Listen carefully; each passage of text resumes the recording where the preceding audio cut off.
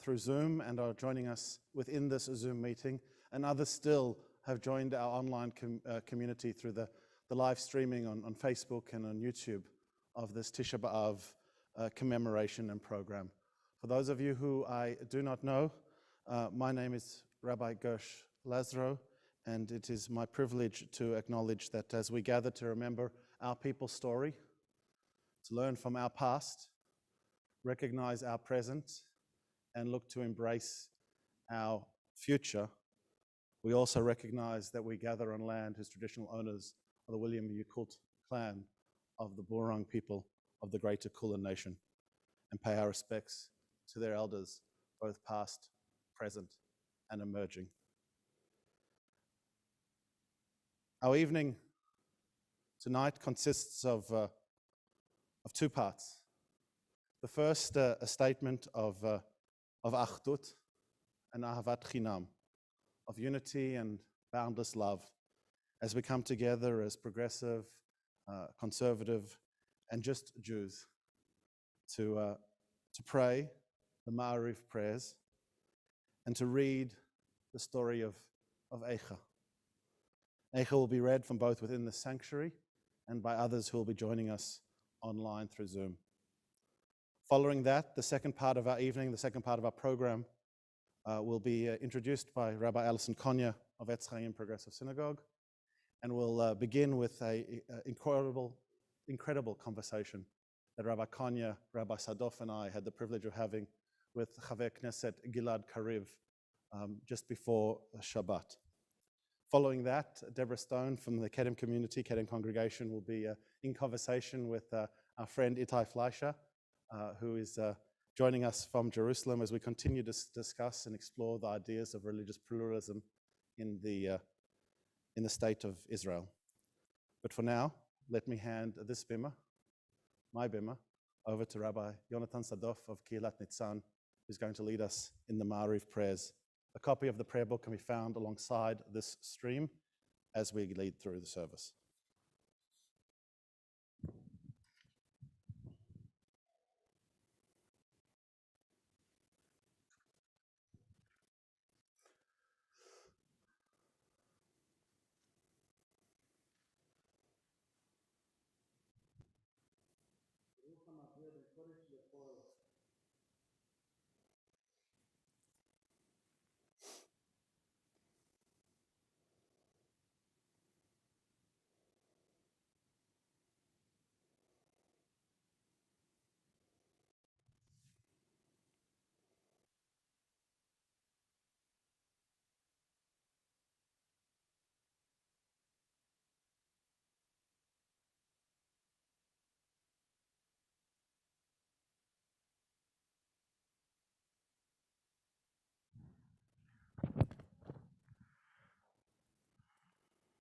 Baruch atah Adonai Eloheinu melech haolam borei meorei ha'esh. Baruch atah Adonai Eloheinu melech haolam hamavdil ben kodesh l'chol ben or l'choshech ben Yisrael amim ben yom hashvi'i l'sheshet yemei ha'maseh. Baruch atah Adonai hamavdil ben kodesh l'chol. In the Sim Shalom, the Ma'ariv service is on page 200 or on the screen. V'urachu michaper avon v'lo yashchit v'yirba l'shiva po v'lo ya'ir kol chamato Adonai Hoshia amelech ya'anenu v'yom korenu. Baruch atah Adonai Eloheinu melech haolam asher bidvaro ma'ariv aravim b'chokhma poteh sharim u'bitvuna meshana itim מחליף את הזמנים, מסדר את הכוכבים בשמותיהם, ברקיע כרצונו. בורא יום ולילה גולל אור מפני חושך וחושך מפני אור, ומעביר יום ומביא לילה, ומבדיל בין יום ובין לילה, אדוני צבאות שמו, אל חי וקיים תמיד ימלוך עלינו לעולם ועד, ברוך אתה אדוני, המעריב ערבים. אהבת עולם, בית ישראל ואהבתך אל תסיר ממנו לעולמים, ברוך אתה אדוני, אוהב עמו ישראל, מלך נאמן. שמע ישראל, אדוני אלוהינו, אדוני אחד. ואהבת את אדוני אלוהיך בכל לבבך ובכל נפשך ובכל מאודיך. והיו הדברים האלה אשר נוחים מצווך היום על לבביך, ושיננתם לבניך ודיברת בם, בשבתך, בביתך ובלכתך בדרך, ובשוכבך ובקומך. וקשרתם לאות על ידיך, והיו לטוטפות בין עיניך, וכתבתם על מזוזות ביתך ובשעריך. ועם שמות תשמעו מצוותיי שיוצא בך מהיום ועניך מדור בכל לבבך.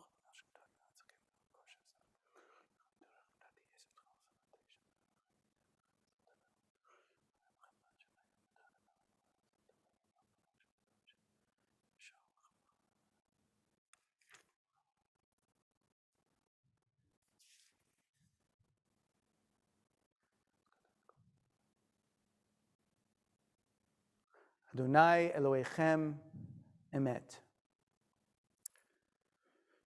ואמונה כל זאת קיים לנו כן.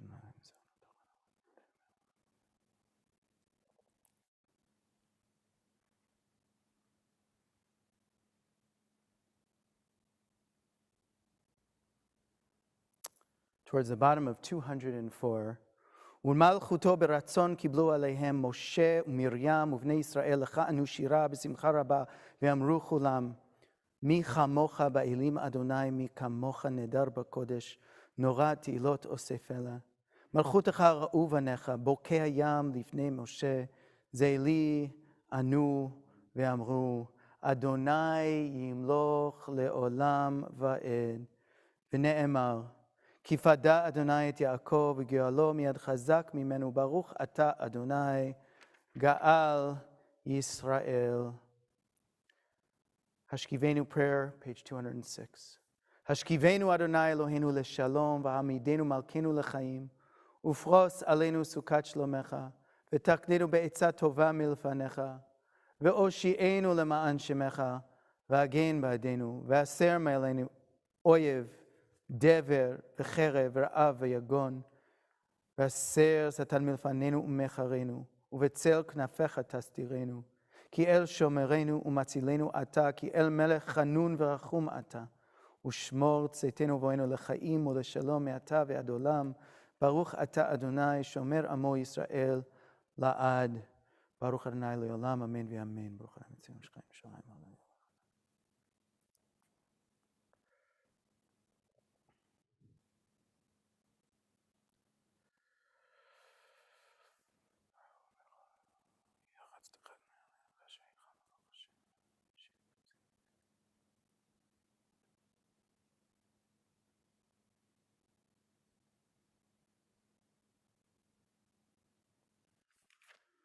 ברוך אדוני ביום, ברוך אדוני בלילה, ברוך אדוני בשוכבנו, ברוך אדוני בקומנו.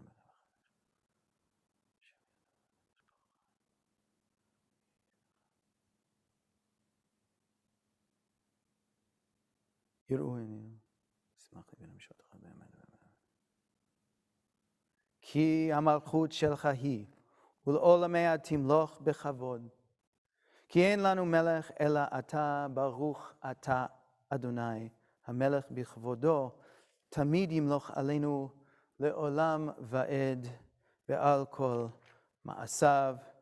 The silent עמידה on page 210 or on your screens, and we insert the special section following Shabbat.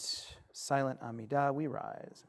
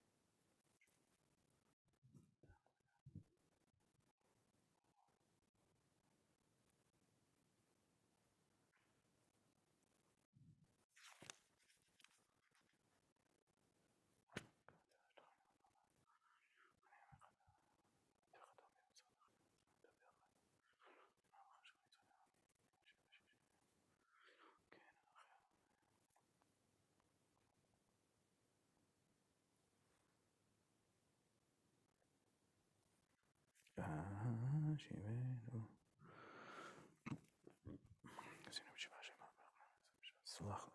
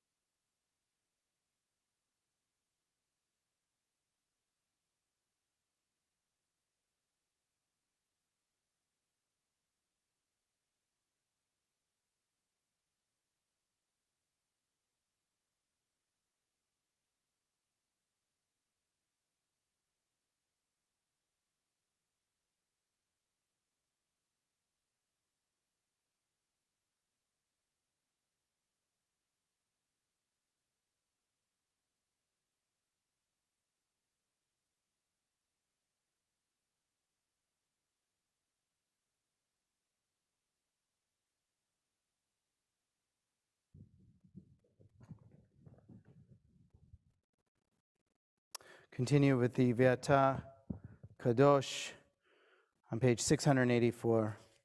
Ve'ata Kadosh Yoshev Tilot Yisrael v'karazeh el ze ve'amar Kadosh Kadosh Kadosh Adonai Tzevaot Milo chol haaretz kevodo ומקבלים דין מדין ואמרים קדיש בשמי מרועמה אילאה בית שכינתה קדיש על עובד גברותי קדיש עולם עולמי עולמיה אדוני צבאות מאה כל עזיב יקרא תישאני רוח ושמע אחרי כל רעש גדול ברוך כבוד אדוני ממקומו ונטלתני רוחה ושמעת בתרי כלזי אז סגי דמשמחים ואמרין בריך יקרא דאדוני מאתר בית שכינתה אדוני ימלוך לעולם ועד, אדוני מלכותי כאם לעולם, עולמי עולמיה.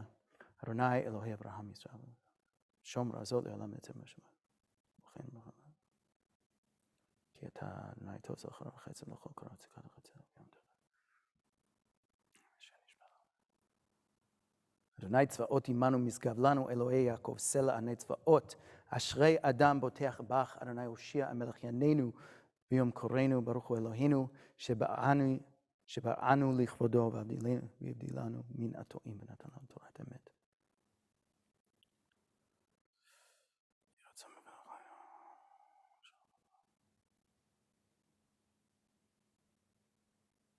ויבטחו בך יודעי שמך כי לא עזבת דורשך אדוני אדוני חפץ למען צדקו יגדיל תורה וידיל. Now turn back to the Aleinu on page 224. Aleinu לשבח לאדון הכל, לתת גדולה ליוצר בראשית, שלא עשנו כגויי ארצו ולא שמנו כמשחות אדמה, שלא שם חלקנו כאם וגורלנו ככל המונם. ואנחנו קוראים ומשתחווים, מודים לפני מלך המלכים, קדוש ברוך הוא, שנות השמיים וצד הארץ ומושב גאורו, שמיים ממעל.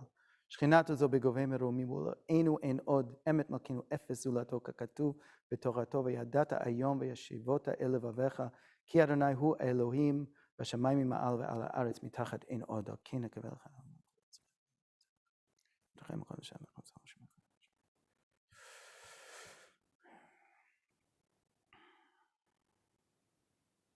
ונאמר והיה אדוני למלך על כל הארץ, ביום ההוא יהיה נא אחד ושמו אחד.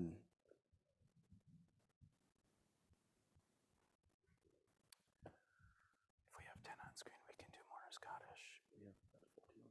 Yeah, okay, great. The Mourner's Kaddish on page 226. We rise, mourners. Please join me.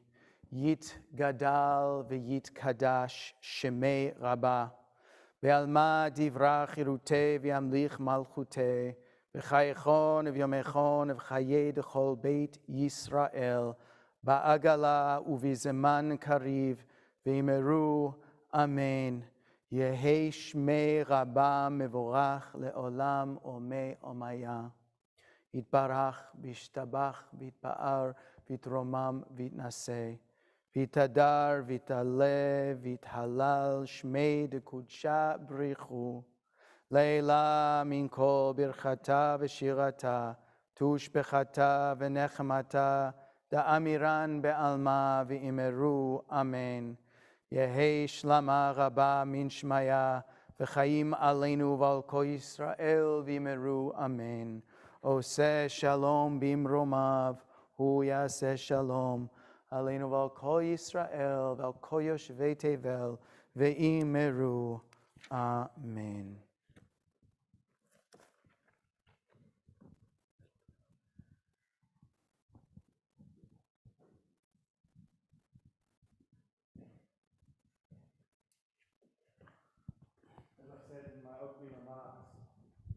On Tisha B'Av, we do not use the greeting of Shalom, but it would be appropriate to acknowledge in the spirit of this evening to have a Masorti rabbi lead us in prayer from this bimah. And as we transition now into the reading of Eicha, to have the opening verses as well as some other verses throughout Eicha, read by my dear friend Rabbi Shneir Reti Wax from Rabbis Without Borders, is a testament to the fact that our future does not need to be anything like our past. In a few moments, you'll see the words of Eicha come up along screen. We're going to try and make them a little larger than that of the Siddurim to allow you to follow along with us through the 5 chapters of Eicha. I would like to acknowledge the many people who are participating in this reading, beginning with, as I said, Rabbi Reti Wax, followed by Caroline Paz, Rena Lamberg, Rabbi Wax again, then Devorah Kamasarov. Chapter 2 will be read for us by Moshe Pearl, Janice Gelb. Chapter 3, read by Rabbi Sadoff. Chapter 4 by Rabbi Alison Konya, Rabbi Reti Wax, and Patrick Prunster. And then chapter 5 by Leon Sterling. We begin with you, Rabbi Wax. Eicha yashva vadad ha'ir rabat yam ha'eta ke'almana rabati bagoyim Sarati bandinot hayeta lamas bachotiv ke balayla vedimata lelecheyam ein la menachem mikolo avea Korea Bagduba Hayula Leoivim Galeta Yehuda Meoni Umerov Avodam Hi Yashva Bagoyim Lo Matza Manoach Korotfea isigoa benam tzarim.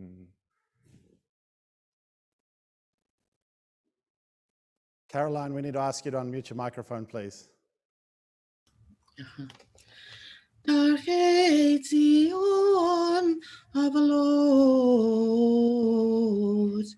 מבלי באי מועד כל שעריה שוממים כהניה נאנחים בתולותיה נוגות והימלה היו צריה לראש אויביה שלו כי אדוני הוגה הרוב פשעיה עולליה הלכו שבי לפני צר ויצא מבת ציון כל הררה היו שעריה כעגלים לא מצאו מראה וילכו בלא כוח לפני רודף ואחרה ירושלים,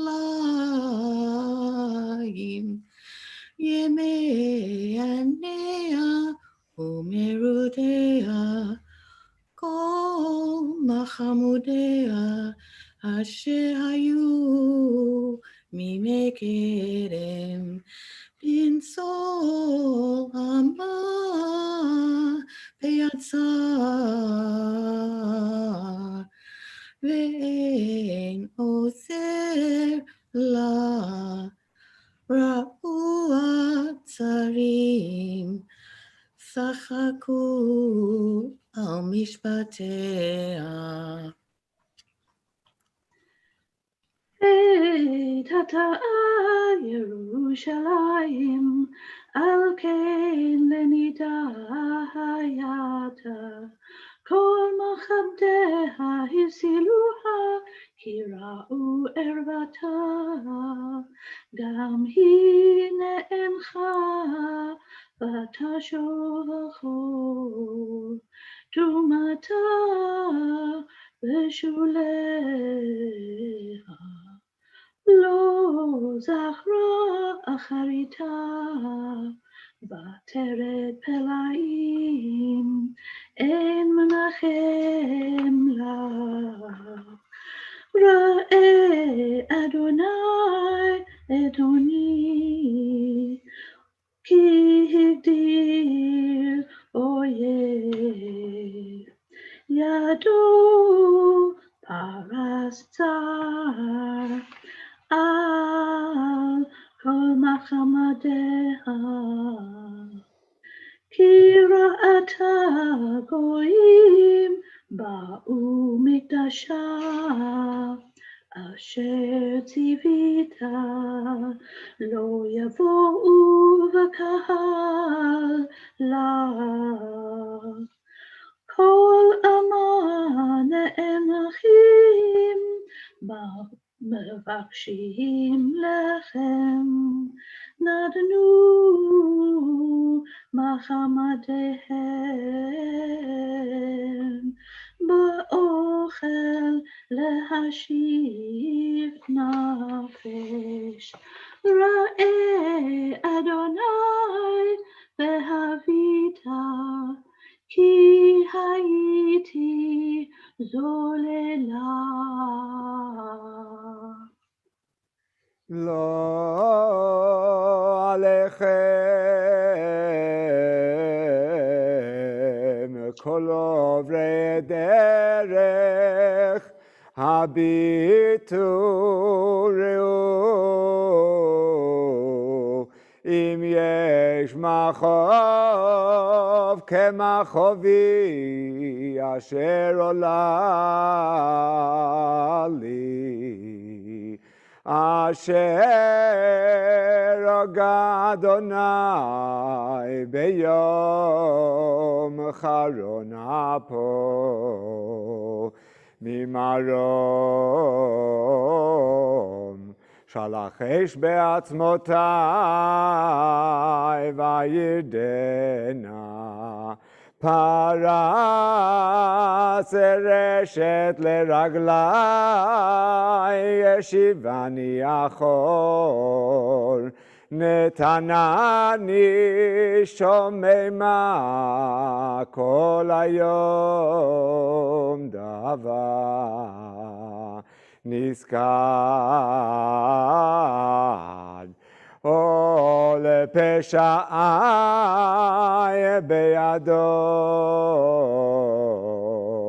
יסתרגו, עלו על צוואריך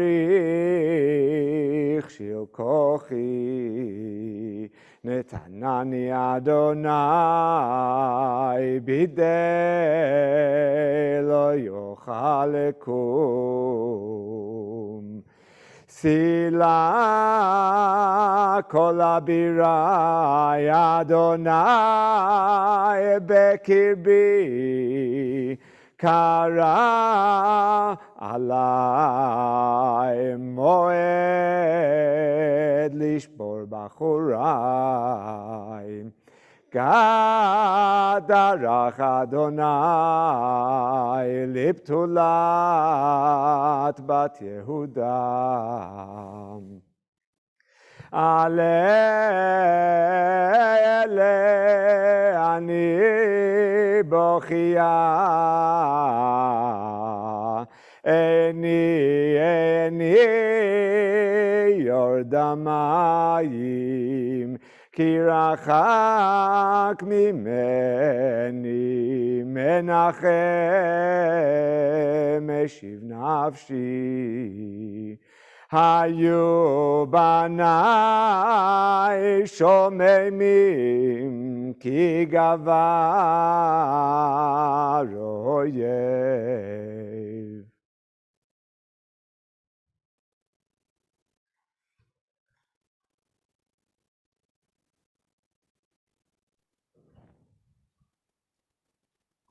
Devorah, if we could ask you to Yeah, unmute, please. yeah. Persation biyadeha,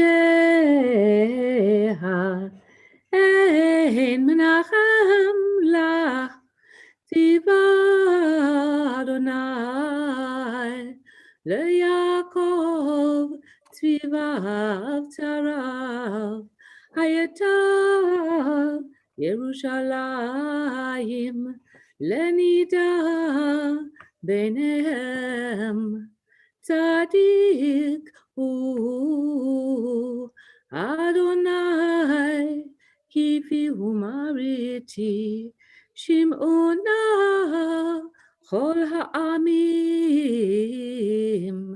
וראו מה חובי בתולותיי ובחוריי הלכו בשבי קראתי למאהבי, הם הרימוני, כהני וזקני, בעיר גבהו, כי ביקשו אוכל לעמו, וישיבו את נפשם. ראה אדוני כי צריך, מעמכו מרמרו, נפח ליבי בקרבי, כי מרו מריתי, מחוץ שקלה חרב, בבית כמוות. שמעו כי נאנחה אני, אין מנחם לי, כל אויבי שמעו רעתי ששו, כי אתה עשית, הבאת יום קראת, ויהיו כמוני, תבוא חורתם לפניך, ועולה למות, כאשר עוללת לי על כל פשעי, כי רבות הנחותיי, בליבי דברי.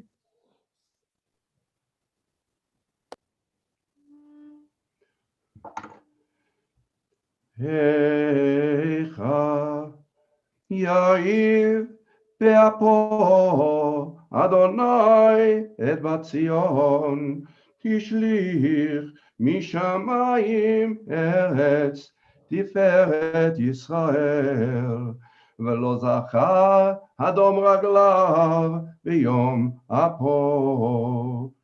בילה אדוני ולא חמל, את כל נאות יעקב הרס בברתו, מבצרי בת יהודה הגיע לארץ, חילל ממלכה ושריה. גדה בכוריו, כל קרן ישראל השיב אחור, ימינו מפני אויב. ויבא ביעקב כאיש להבה, אכלה סביב. דרך קשתו כאויב,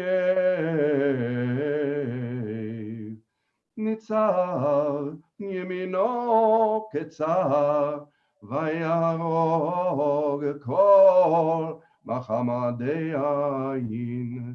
באוהל בציון שפך כאש חמתו. היה אדוני כאויב בילה ישראל, בילה כל ארמנותיה, שחית מבצרה. וירב בבת יהודה, תניה ועניה. ויחמוס כגן סוכו, שחית מועדו. שיקח אדוני בציון מועד ושבת, וינץ בזם אפו מלך וכהן. זנח אדוני מזבחו, ניער מקדשו, הסגיר ביד אויב חומות ארמנותיה. כל נתנו בבית אדוני כיום מועד. חשב אדוני להשחית חומת בציון, נתקר לא השיב ידו מבעליה. ויאבל חיל וחומה יחדיו אומללו. טבעו בארץ שעריה, איבד ושיבר בריחיה. מלכה ושריה וגויים אין תורה, גם נביאיה לא מצאו חזון מאדוני.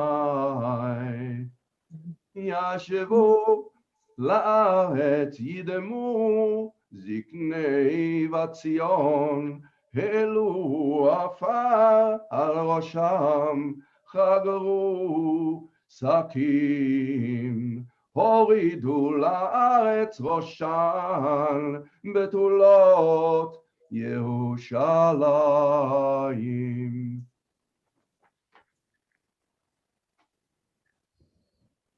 אותם יאמרו איה דגן ויין, פיתפן כחלל רחובות יב, השתפק נפשם אל חיק אמותם. מעד המלך חבת ירושלים, מעשבל בeth ונחמק בתולת בת ציון. כי גדול קיים שיברק מעיר פלח, נביאי חזו לך שבת הפל, ולא גינו על עוונך להשיב שפוטך.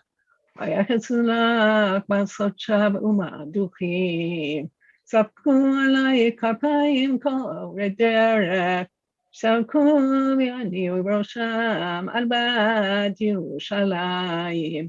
חצות העיר שיאמרו כלילת יופי, משוש לכל הארץ. חצו עלי פיהם כל אויבייך, שרקו ויחקו שם, אמרו גילנו. רק זה היום שקיווינו מצאנו ראינו. עשה אדוני אשר זמם, ביצע אמרתו אשר ציווה מימי קדם, הרס ולא חמה. ישמח עלייך אויב, הרים קרן צרייך, צעק ליבם אל אדוני, חומת בת ציון. הורידי כנחל דמעם יומם ולילה, ותתני פקודת לך, אל תדום בת עינך.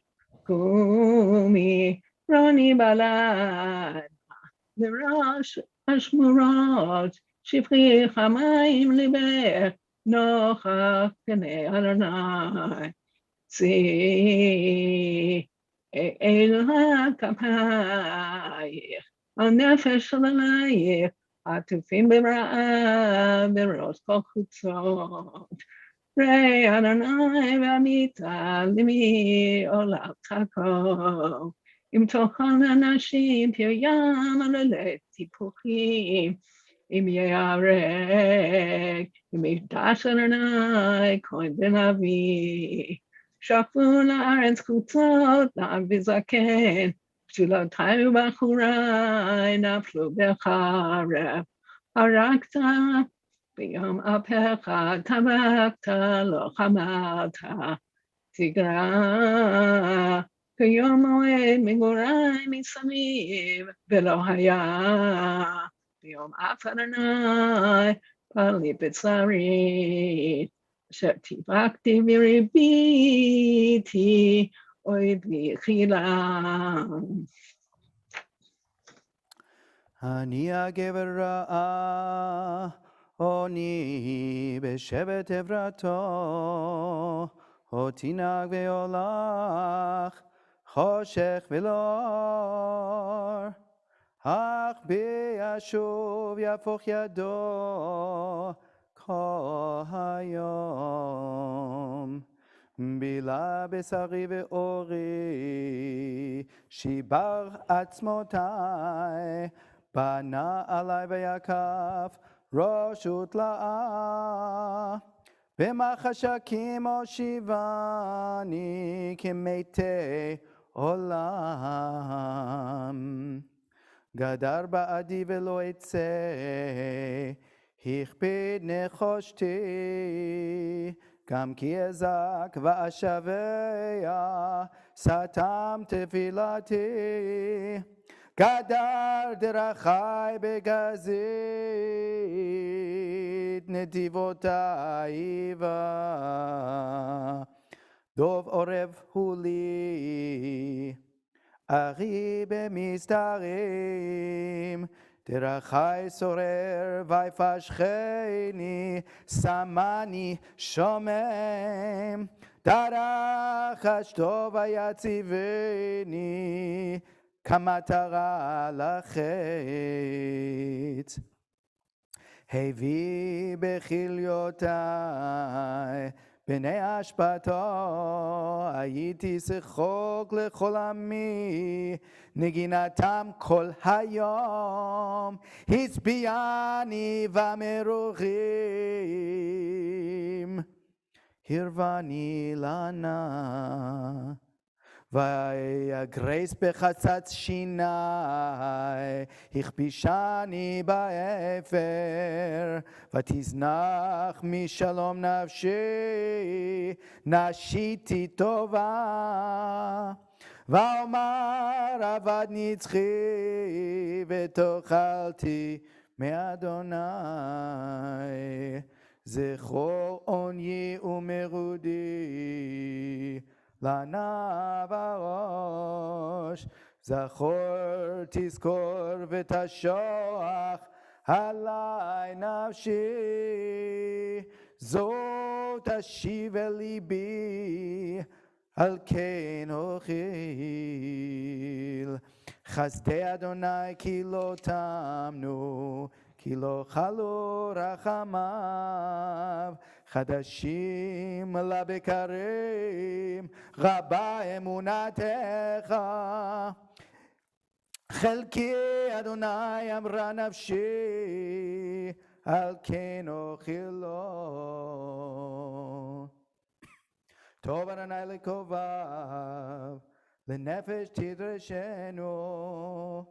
טוב יכיל ודומם לתשועת אדוני. טוב לגבר כי שאול בנעוריו. ישב בדד וידום כי נטל עליו. ייתן בעפר ואולי יש תקווה. ייתן למכה ולחי יספה בחרפה. כי לא יסנח לעולם אדוני.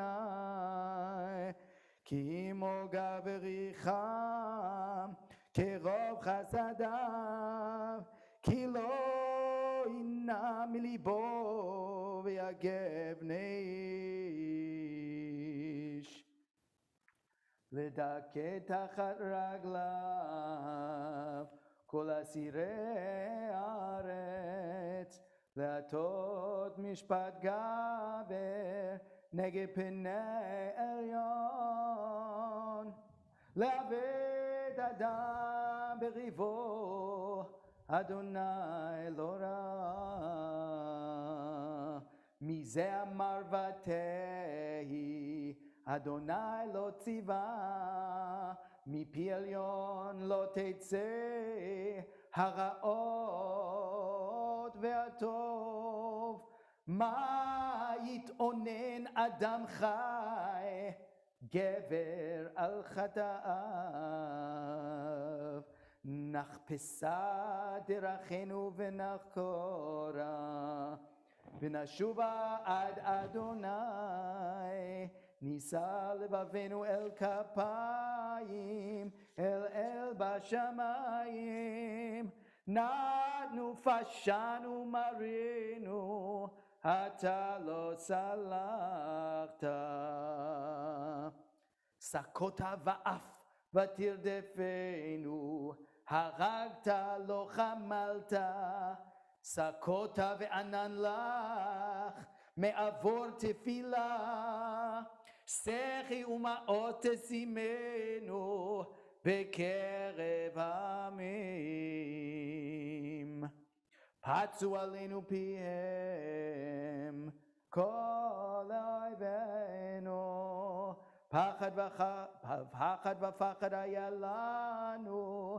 השד והשבר פלגי מים תרדני על שבר בדמי.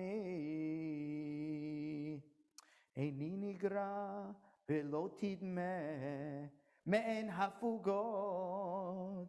עד ישקיף וירא אדוני משמיים.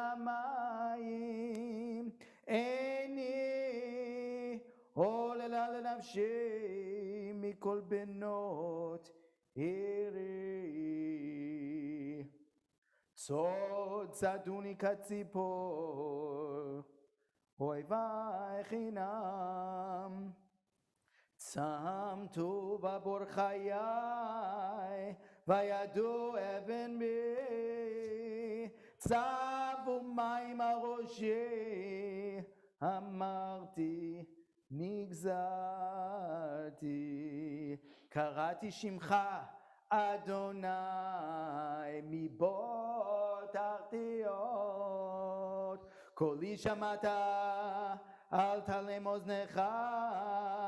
לרווחתי לשבתי קרבת ביום אקראך. אמרת אל תירא. רבת אדוני ריבי נפשי. גאלת חיי. ראית אדוני עבדתי שופטה משפטי.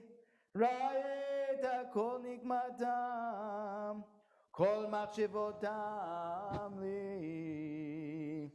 שמעת חרפתם אדוני כל מחשבותם עלי. שפתי קמי וגיונם עלי כל היום. שבטם וקימתם הביטה אני מנגינתם. תשיב להם גמול אדוני כמעשה ידיהם. תיתן להם מגינה לב, תעלתך להם. תרדוף באף ותשמידם מתחת שמי אדוני.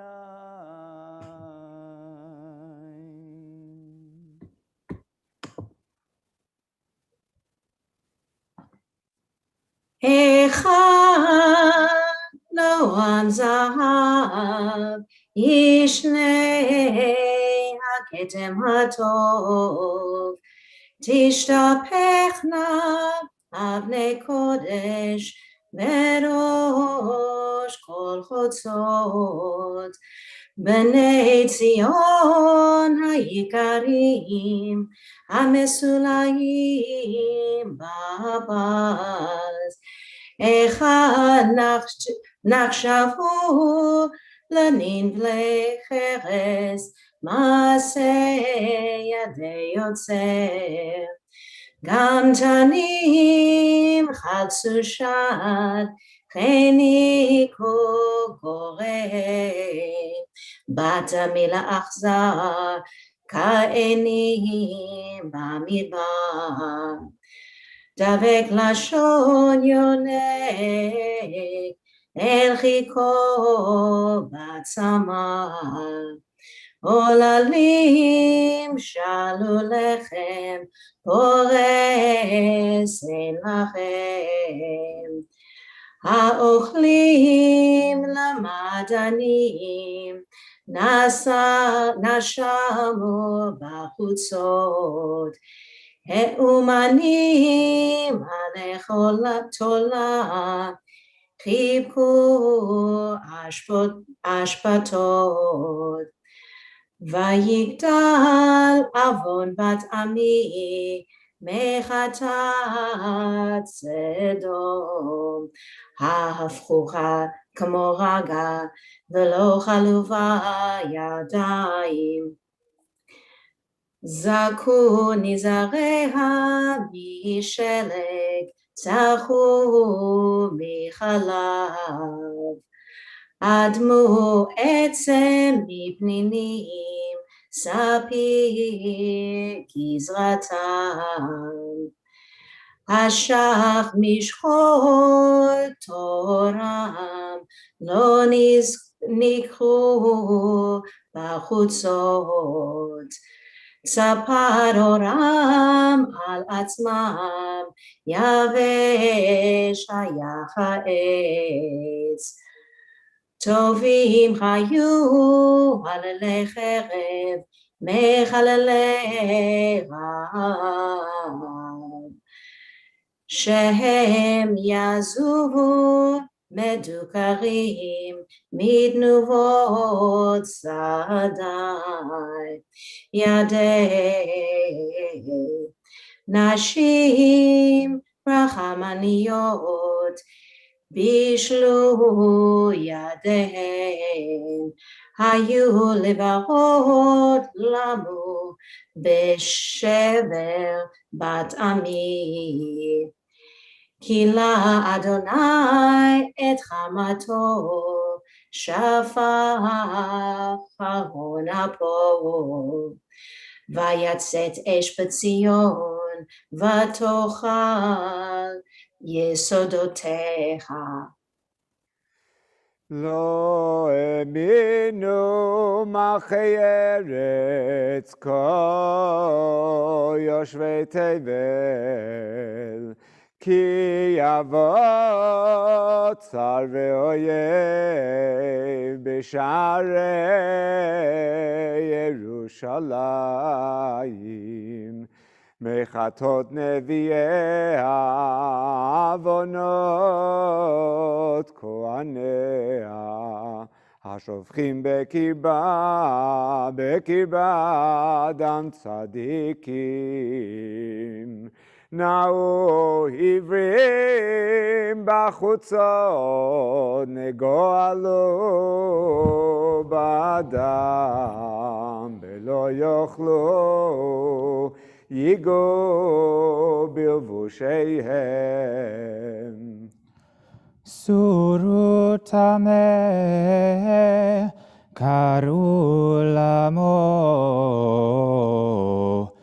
סורו, סורו, אל תיגעו, כי נצו כמנעו. אמרו בגויים, לא יוסיפו לגור. פני אדוני חלקם, לא יוסיף להביטם. פני כהנים לא נשאו, וזקנים לא חוננו.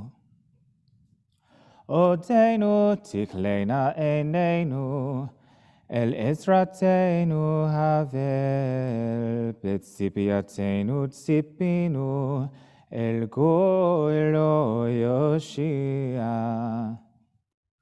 צעדו צעדינו, מלאכת ברחובותינו, קרב קצנו, מלאו ימינו כי בקצנו. קלים היו רודפינו מנשרי שמיים, על ההרים דלקונו, במדבר אורבו לנו. רוח אפינו משיח אדוני, נלכד בשחיתותם, אשר אמרנו, בצילו נחיה בגויים. סיסי ושמחי בת אדום, יושבת ברצות, גם עלייך תעבור כוס, תשכרי ותתעוררי. תם עוונך בציון, לא יוסיף להגלותך. פקד עוונך בת אדום, גילה על חטאותייך. זכור אדוני מהיה לנו, הביטה וראה את חרפתנו. נחלתנו נהפכה לזרים, בתינו לנוכרים. יתומים היינו ואין אב, אמותינו כאלמנות. מימינו בכסף שתינו, עצנו במחיר יבואו. על צווארנו נרדפנו, יגענו ולא הונח לנו. מצרים נתנו יד, אשור לספוע לכם. אבותינו חטאו ואינם, ואנחנו עוונותיהם סבלנו. עבדים משלו בנו, פורק אין מידם. בנפשנו נביא לחמנו, מפני חרב המדבר. אורנו כתנור נחמרו, מפני זלעפות רעב. נשים בציון עינו, בתולות בערי יהודה. שרים בידם נתלו, פני זקנים לא נדרו. בחורים תיכון נשאו, ונערים בעץ כשלו, זקנים משער שבתו, בחורים מנגינתם. שבת משוש ליבנו, נהפך לאבל מחולנו, נפלה עטרת ראשנו, אוי נא לנו כי חטאנו על זה. היה דווה ליבנו על אלה, חשכו עינינו, על הר ציון ששמם, שועלים הלכו בה. אתה אדוני לעולם תשב, כיסאך לדור ודור. למה לנצח תשכחנו, תעזבנו לאורך ימים. השיבנו אדוני אליך ונשובה, חדש ימינו כקדם. כי אם העוס מאסתנו, קצפת עלינו עד מאוד. השיבנו אדוני אליך ונשובה, חדש ימינו כקדם. So as we complete the chanting of the book of Echa, representing, I think, 5 different ways of mourning. I don't know if you were following along and reading the English or the Hebrew, but it deals with pain and grief and loss and anger and blame and resentment. And I think in order to be able to understand our feelings of loss, we have to understand what it was that the Beit HaMikdash, the temple, that holy space represented for the people.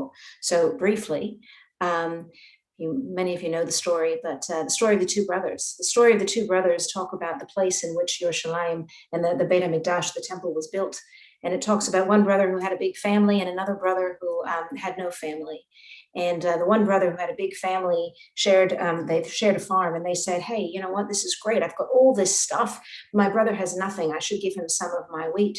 And so he would sneak over in the middle of the night and peek over the hill and go and put wheat in his brother's farm. And the other brother, who was alone, said, you know what, I've got all this stuff and I don't need it. My brother, he's got a family, wife, kids, he needs it. So he would sneak over in the middle of the night and bring his bundle of wheat. And long story short, they went back and forth for a long time. And then ultimately they met on the top of the hill at midnight, and they realized what had been happening, that they'd each been providing each other this bundle of wheat. And on that spot, we're told that that is where the Beit HaMikdash was built. In other words, our holy house is built on a sense of selflessness, of caring and thinking about the other more than caring and thinking about ourselves. The rabbis then came up with another story in the Talmud that says, why is it that this holy space was destroyed? With the exact opposite, not only thinking about selflessness, but thinking about selfishness and sinah chinam and baseless hatred. So here's the story. It happened this way. A certain man had a friend named Kamsa and an enemy called Bar Kamsa. He once made a party and said to his servant, go and bring Kamsa. The man went and brought Bar Kamsa. When the man who gave the party found Bar Kamsa there, he said, see, you are my enemy. What are you doing here? Get out. Said the other, since I am already here, let me stay, and I will pay you for whatever I eat and drink. Said the host, absolutely not. Then let me give you half the cost of the party. The host refused. Then let me pay for the whole party. Still, the host refused and took him by the hand and threw him out. Said Bar Kamsa, since the rabbis were sitting there watching this and did not stop him, this shows that they agreed with him. I will go and inform against him to the government. He went and said to the emperor, the Jews are rebelling against you. Said the emperor, how can you know this is true? Send them an offering, said Bar Kamsa, and see whether they will offer it on the altar. So he sent him with a fine calf. While on the way, Bar Kamsa, made a blemish on its upper lip, or some say the white of his eye, in a place where we count it as not being kosher or being blemished, but they, the Romans, do not. The rabbis were inclined to offer it in order not to offend the government. Said Rabbi Zechariah ben Avkulas to them, people will say that blemished animals are offered on the altar. Then they proposed to kill Bar Kamsa so that he should not go and inform against them. But Rabbi Zechariah ben Avkulas said to them, is one who makes a blemish on a consecrated animal to be put to death? Rabbi Yochanan thereupon remarked, because of the scrupulousness of Rabbi Zechariah ben Avkulas, our house has been destroyed, our temple burnt, and we ourselves exiled from our land. And from this story, we learn that the temple was destroyed because of what we call sinat chinam, baseless hatred, hatred for no reason, holding a grudge against people, saying, I'm going to get back at you. And also from standing around, the leadership, standing around doing nothing and allowing it to take place. Don't know what's worse, holding a grudge, hating for no reason, or sitting by watching someone being hurt, humiliated, and embarrassed. And so the space of holiness and brotherly love was destroyed by sinat chinam, anger and hatred.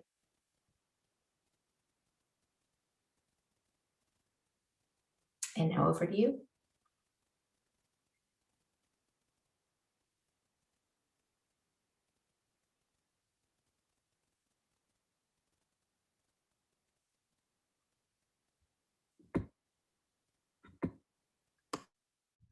So we're sharing now an extraordinary conversation that Rabbi Konya, Rabbi Sadoff and I were privileged to have before Shabbat with Chaver Knesset Gilad Kariv.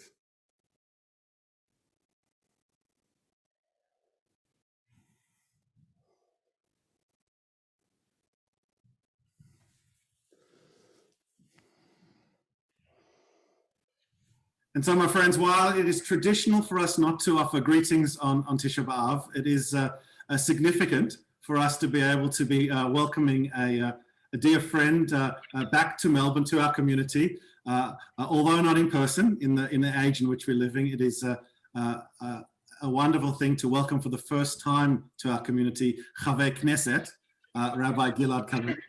Gilad is not a stranger to our community, to the progressive community, to the Jewish communities of Melbourne, but in your capacity as a recently elected member of the Knesset, serving as a member of the Labour Party, it is our great pride to honor you and have you honor us by your participation in this program. Many will know that Gilad, prior to taking office position in the Knesset, served as the director of the Israel Movement for Progressive Judaism, and prior to that, the executive director of the Israel Religious Action Center, and for so long has been the leading voice of our values and our vision in the state of Israel. And we are so grateful for the work that you have done in those capacities. Thank you. So grateful as well for the work that you do in this new space and this new capacity. This evening, we're going to try and have a conversation with Rabbi Kariv, and joining me in this conversation, Rabbi Alison Konya from Etz Chayim Progressive Synagogue, and Rabbi Yonatan Sadoff from Kehilat, Nitzan, and of course to you, Gilad. It's lovely to have us all together. I'm going to begin the questions really built on the teaching that we just heard from Rabbi Konya about the importance of Ahavat Chinam and the place of Sinat Chinam in our history.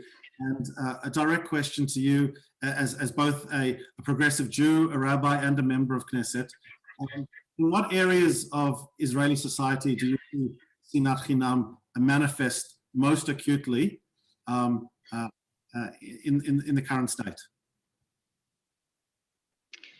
So first of all, Chaverim Yekarim, as the rabbi said, this is not a day we greet each other with the word shalom, but for me, the ability to mark this day also with you carries a personal importance, and I appreciate the opportunity to share with you my thoughts in regard to Tisha B'Av. Unfortunately, I need to say that the troubling concept of Sinat Chinam became to be maybe the main brand of Israeli political and social discourse in the last few years.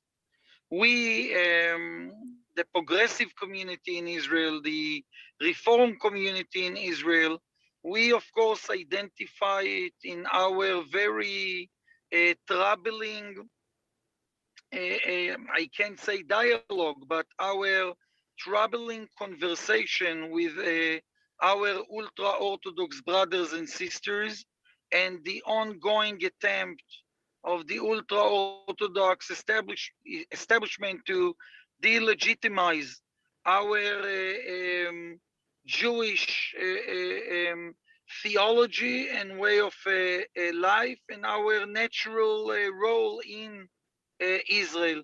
But the truth must be said that this phenomena of Sinat Chinam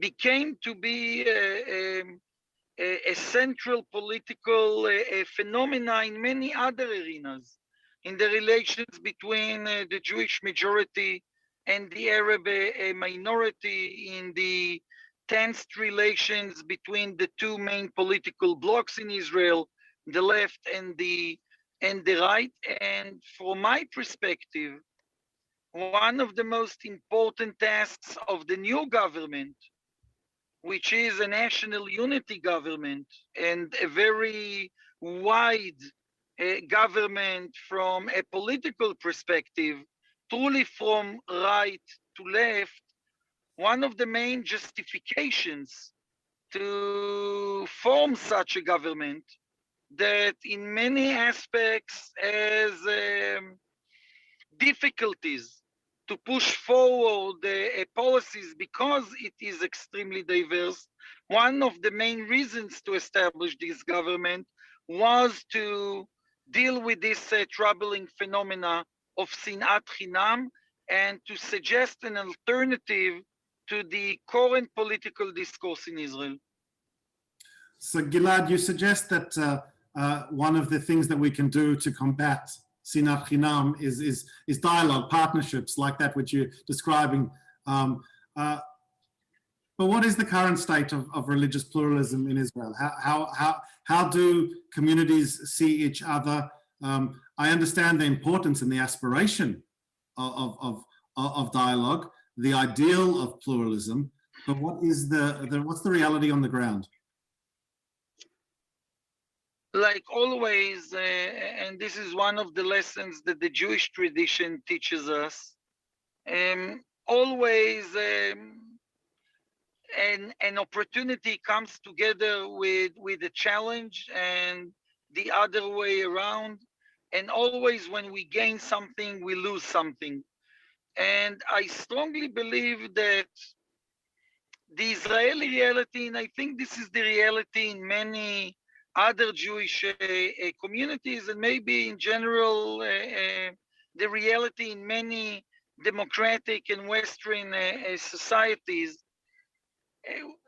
we are experiencing a complicated reality.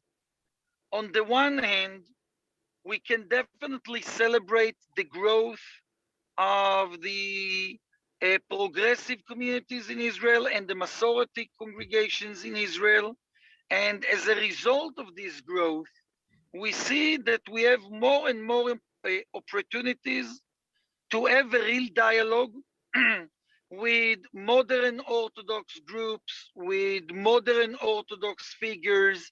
A year ago, during the summer of 2020, one of the main public debates inside the modern Orthodox community in Israel was around the question, should modern Orthodox rabbis be engaged in a dialogue with non-Orthodox rabbis? The fact that this debate existed means that we can identify some progress in some of the segments of the modern Orthodox community in Israel, which is starting to embrace the idea that in spite of all the theological disagreements, there is a benefit in having more than one way to celebrate our Jewish identity also in Israel. And I think that the fact today, I'm as a Reform rabbi, I'm serving as the chair of the Knesset Constitutional Committee, as a representative of a government led by a modern Orthodox politician that belongs to the right side of the political map, while I, as a member of the Labour Party, belongs to the other side.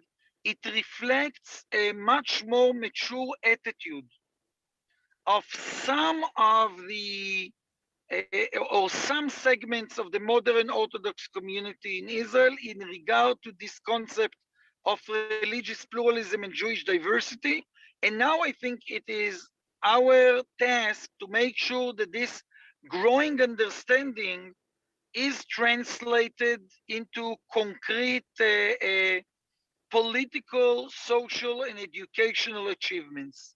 At the same time, and I will add one more sentence, at the same time, because we see this positive, slow move, we also can identify the fact that the level of incitement from those segments of the ultra-Orthodox community and some segments of the modern Orthodox community, because of the positive process, we see that those that oppose this process are upgrading the level of incitement and are identifying the battle against the non-Orthodox stream as one of their main flags.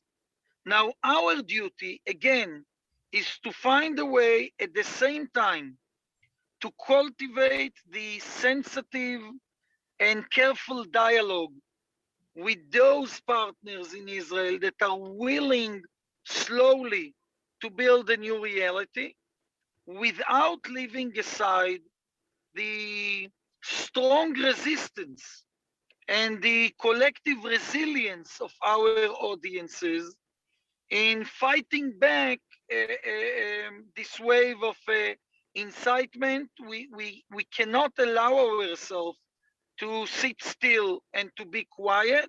And this is a very delicate balance that we need to identify today in our long journey towards religious pluralism in Israel.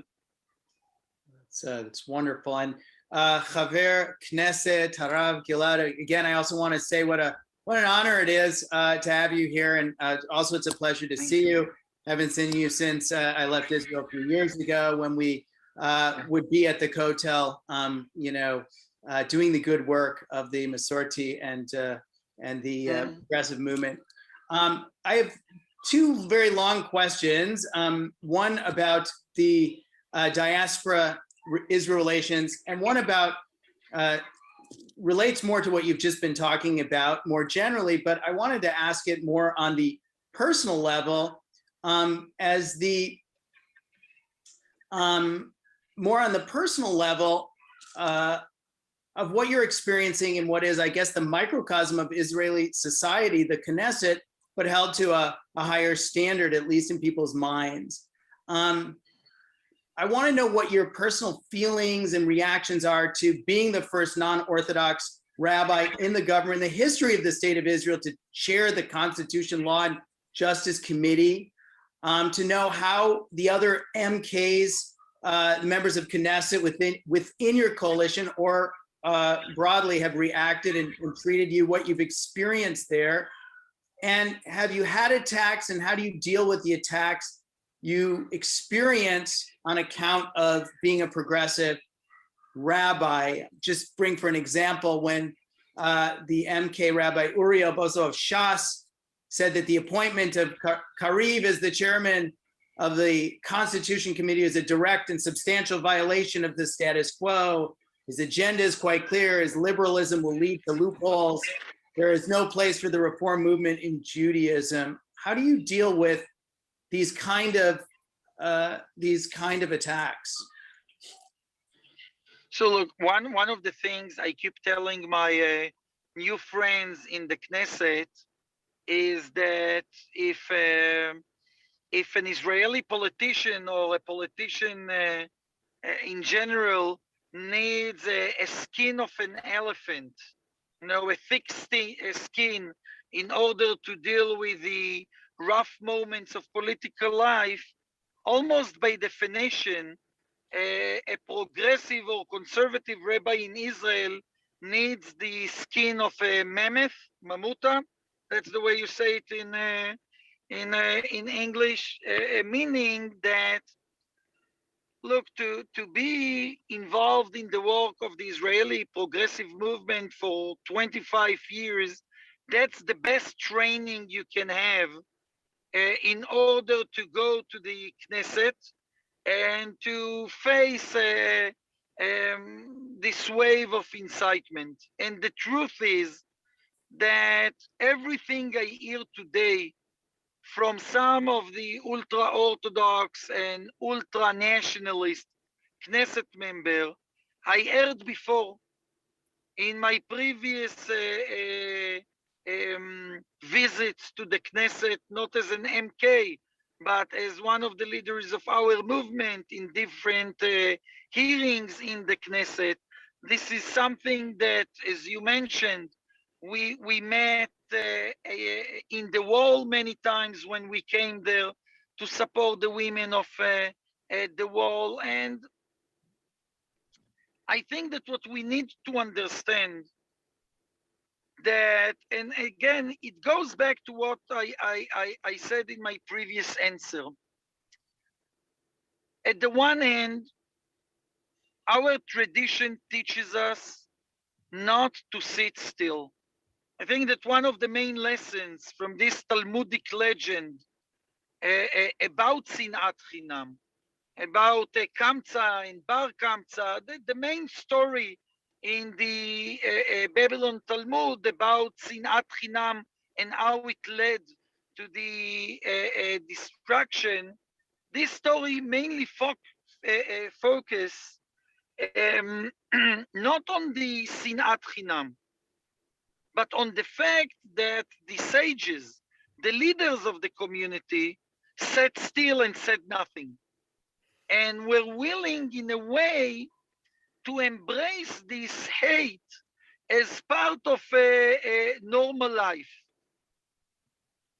And I think that we need to carry with us this personal demand and collective demand, not to release this Sinat Chinam, with those ordinary sayings. Why we need to bother? Let them shout, and we will continue with what we are doing. I don't accept this approach. I think that when we identify Sinat Chinam, and when we identify incitement, and when we identify discrimination, and when we identify injustice, we need to act. Regardless to the question if we are the target of this incitement or discrimination, or others are being discriminated or the victims of violence or incitement, we must act.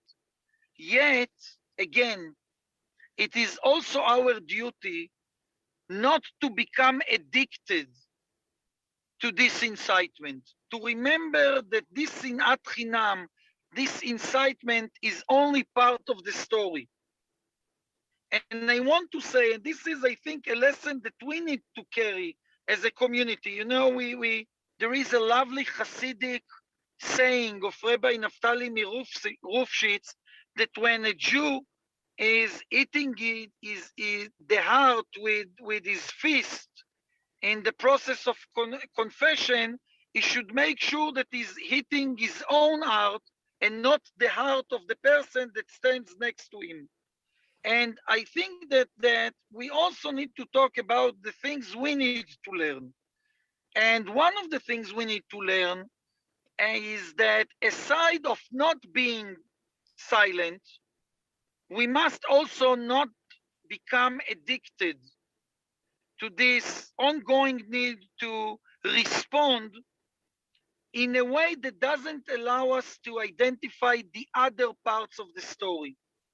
Now, when I'm standing in the plenum and talking to the other MKs, and I just did it in a very long night of filibuster in the Knesset, I can decide to address only the 20 ultra-Orthodox Knesset members that are shouting at me again and again and working hard to prevent, to force me not to speak. But it is important for me to remember that there are dozens of MKs that are there in order to hear me. And for them, maybe this is the first opportunity to hear the views of Reform, progressive, conservative Judaism in a serious manner.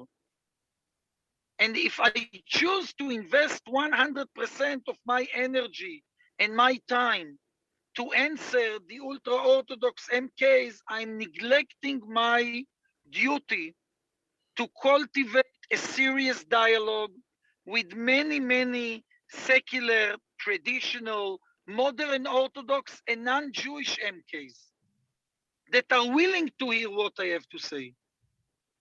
And this is my personal experience in the Knesset, this daily need to find this delicate balance, to find a way not to be caught totally by the incitement of the ultra-Orthodox Knesset members. The main damage that the ultra-Orthodox Knesset members and institutions in Israel can cause to us is to bring us to a situation that we present ourselves day and night as victims. That's the main damage. It is much more troubling than the discrimination.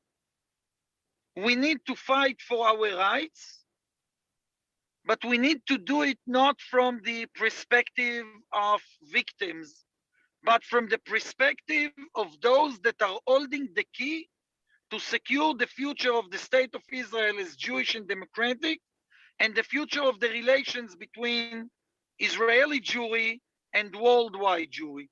And this is the perspective we need to embrace.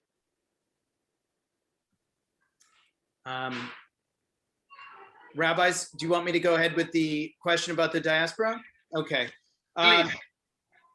Thank you. Those were great words and great words of Torah.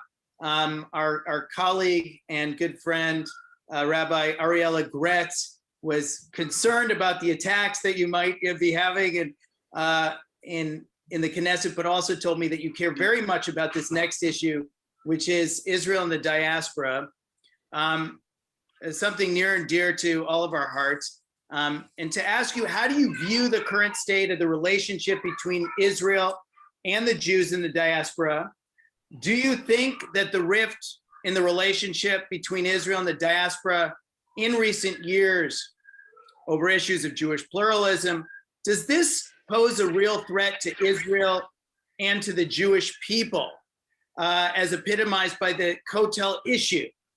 And what can Prime Minister Bennett, you, and this current coalition do to improve relations with diaspora Jews? And what can diaspora Jews do to help? I know these are a lot of questions. I'm happy to repeat some of them. No. Yeah, look. First of all, and again, I will not surprise you because I think this is a shared concern of all of us, and also a shared commitment of all of us. to identify the damage that was created in recent years to this delicate, sensitive, and important relations, and the need to heal them and to bring them back to a routine of sustainability and positive growth. Now, I always, in my visits to diaspora communities, and whenever I meet brothers and sisters that are coming to visit us in Israel, I always remind us all that even without the events in the Kotel, even without the ultra-Orthodox incitement, even without the rude attitude of the former Prime Minister Netanyahu towards the non-Orthodox communities, our generation, by definition, is challenged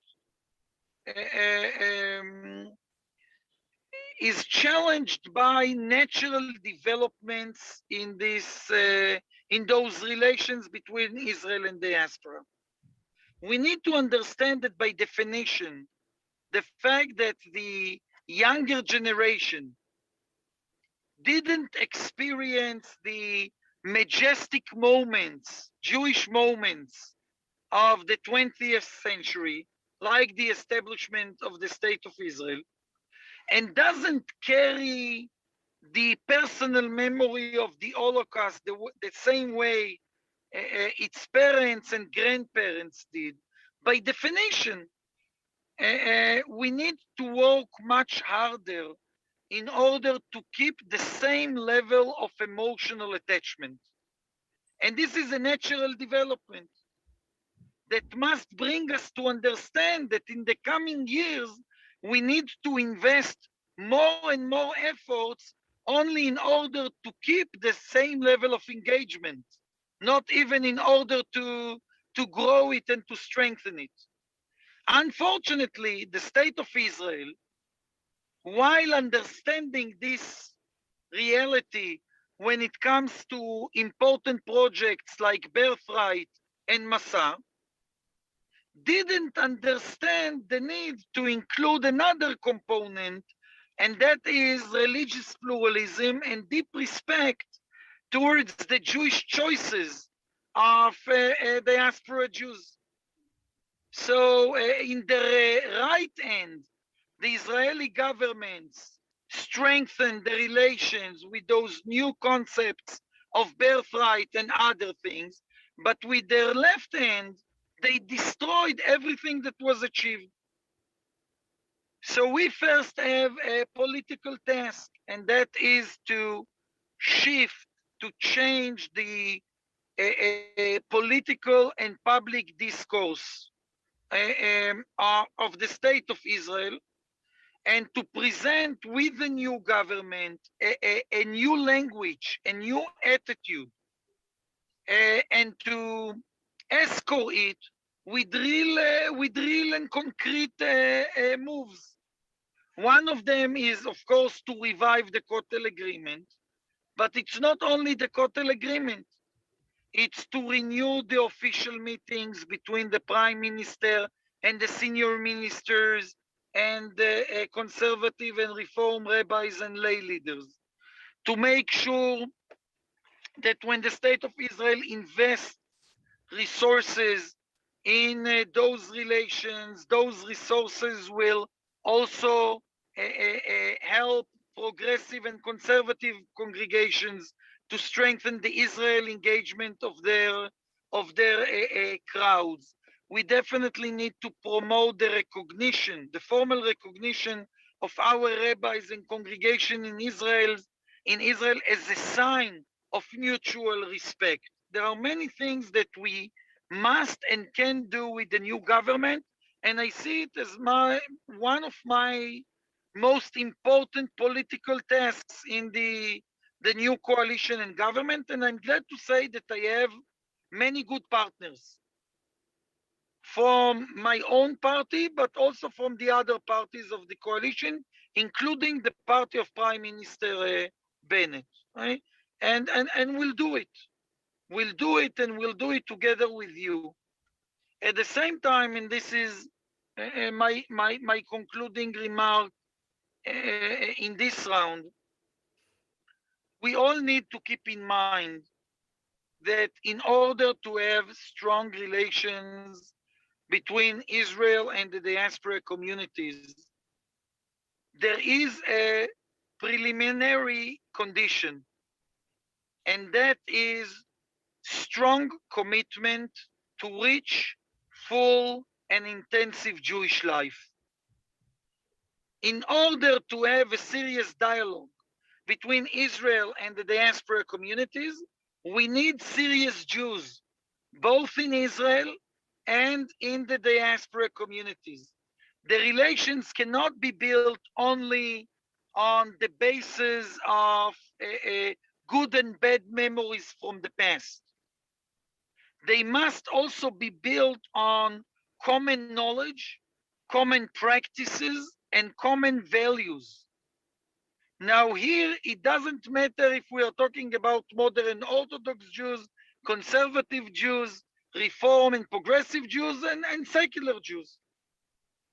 Once Jews in Israel, in the diaspora, identify Judaism and the Jewish tradition as a core factor in their personal, family, and communal life, we set the base for the second stage of cultivating the relations between Jews in Israel and Jews in Australia.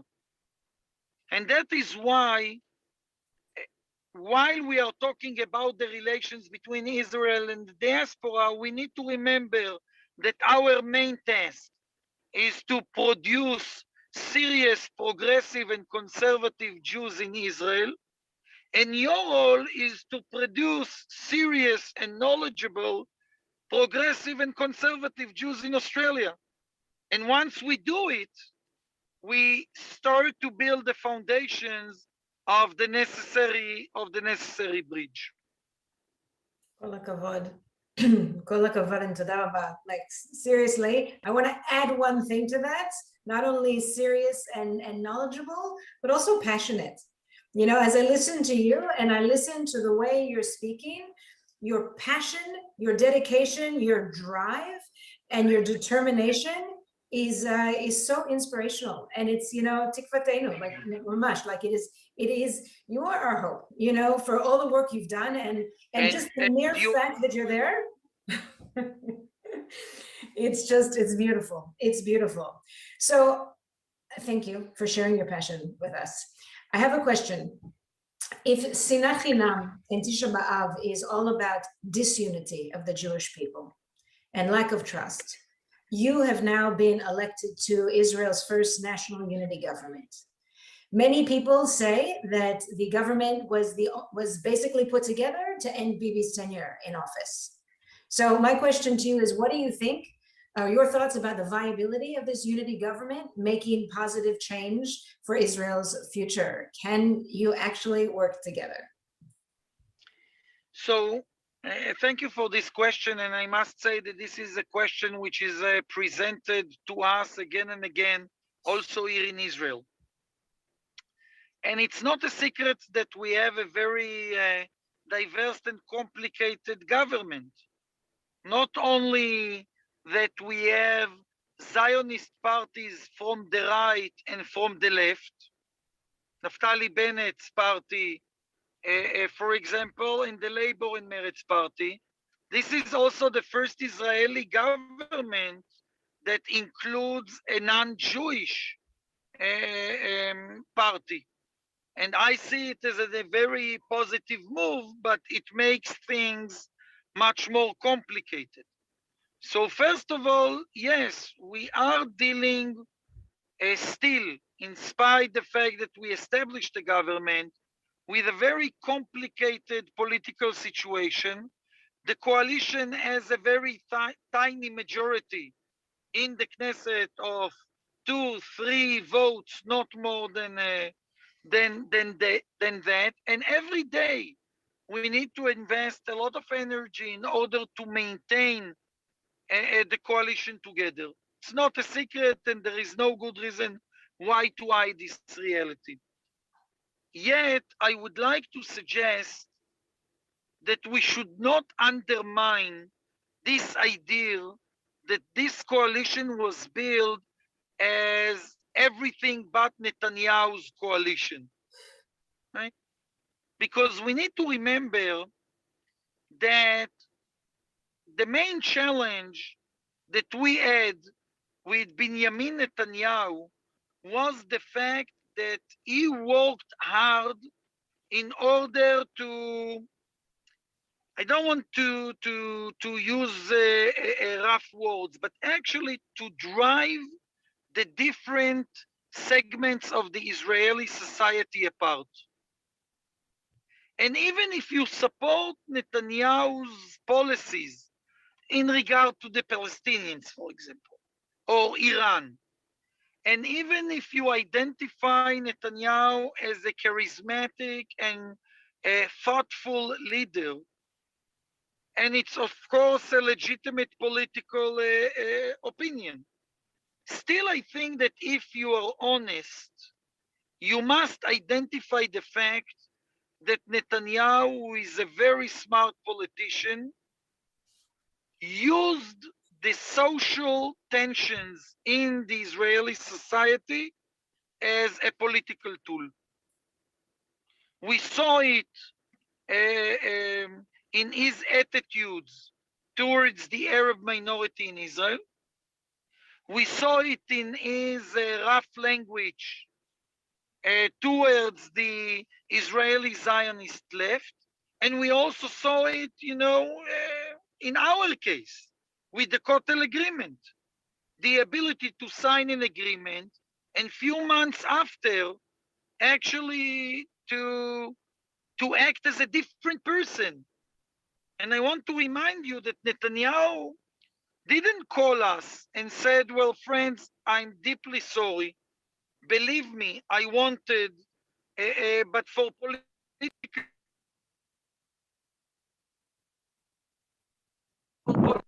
reasons, I can't deliver. But I really want to compensate you. I want to maintain good relations. This was not the move. In few months, Netanyahu became to be the best buddy of and the best friend of the ultra-Orthodox parties in their direct incitement against us. So the decision to end Netanyahu's term was not because we didn't like Netanyahu. It was because we identified together left-wing Israelis and right-wing Israelis that we face a growing danger of losing the ability of maintaining this complicated Israeli reality. That we are losing the basic tools, political and cultural tools, to have a vibrant and strong political dispute, but at the same time to keep a basic understanding what it means to be part of a democratic, inclusive society. And when you identify that this was the main motive to establish this unity government, you can also understand that we have a very solid ideological base to keep this government for the entire term. The work of recultivating this sense of mutual responsibility, the work to re-establish reasonable political patterns, the work of teaching ourselves again how we can debate and fight, but still go to serve in the IDF together, This is a huge task, aside to all the other national huge tasks. And the only government that can do it is a wide national unity government.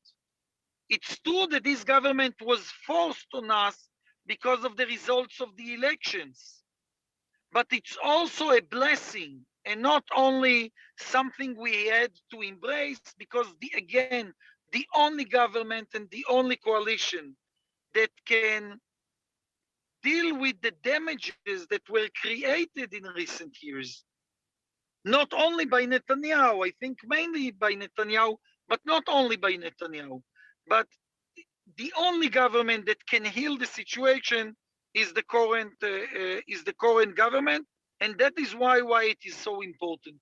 So I'm hearing you say that the current national unity government, so you believe that there can be authentic unity within the government, but also, like, you're also saying that this is like a dugma, that you're showing that the complex makeup of the Israeli society is now actually legitimately represented by its leadership, and that's the only way forward because it represents the complexity. And to show that you can work together in the government can demonstrate how, as a population and as a society, you can work together. Look, it's I think that you touched the one of the most important points, because you are reminding us all that many times political opportunities are also educational opportunities. And we all know that few weeks ago, we experienced here in Israel during the days of the military operation in the Gaza border, we also experienced inside sovereign Israel, inside the Israeli cities, an extremely troubling and violent reality with terrible clashes between Jews and Arabs inside Israel, Israeli citizens. And the level of violence that we saw in cities like Lod and Akko and Jerusalem and Jaffa and even Haifa, this was a terrible shock for all of us. And yes, we need to say that most of the violence came from the Arabic side, but we can't release ourselves from some very, very troubling phenomena that we identified also in the Jewish community. So it is clear that this task of social healing and this task of learning to talk with each other, this is not something nice to have. It became to be a critical component of our ability to sustain the Israeli society. And the idea that a person like Minister Ayelet Shaked from the deep right is negotiating with Abbas Mansour, the leader of the Arabic Islamic Party, how to deal with some of the most sensitive issues in Israel. This is a self-training and an educational moment that we need all to cherish and protect. And that is what we are trying to do.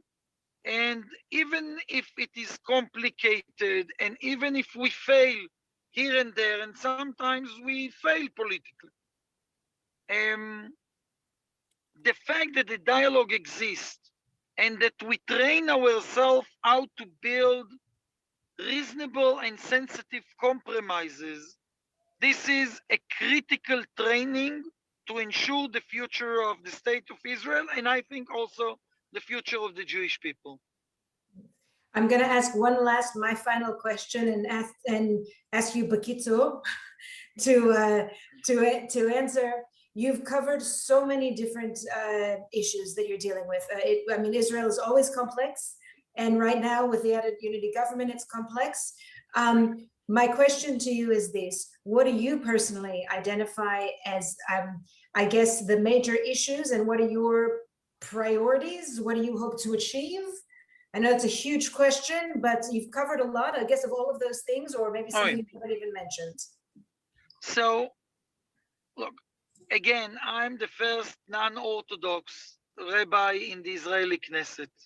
So I'm sure you'll understand why I'm sharing with you that my most important task is to promote the status of the progressive, conservative, moderate, modern Orthodox communities in Israel, to promote religious equality, and to help our communities in Israel and also around the world to build the necessary infrastructures that will help them to grow and to serve more and more Israelis.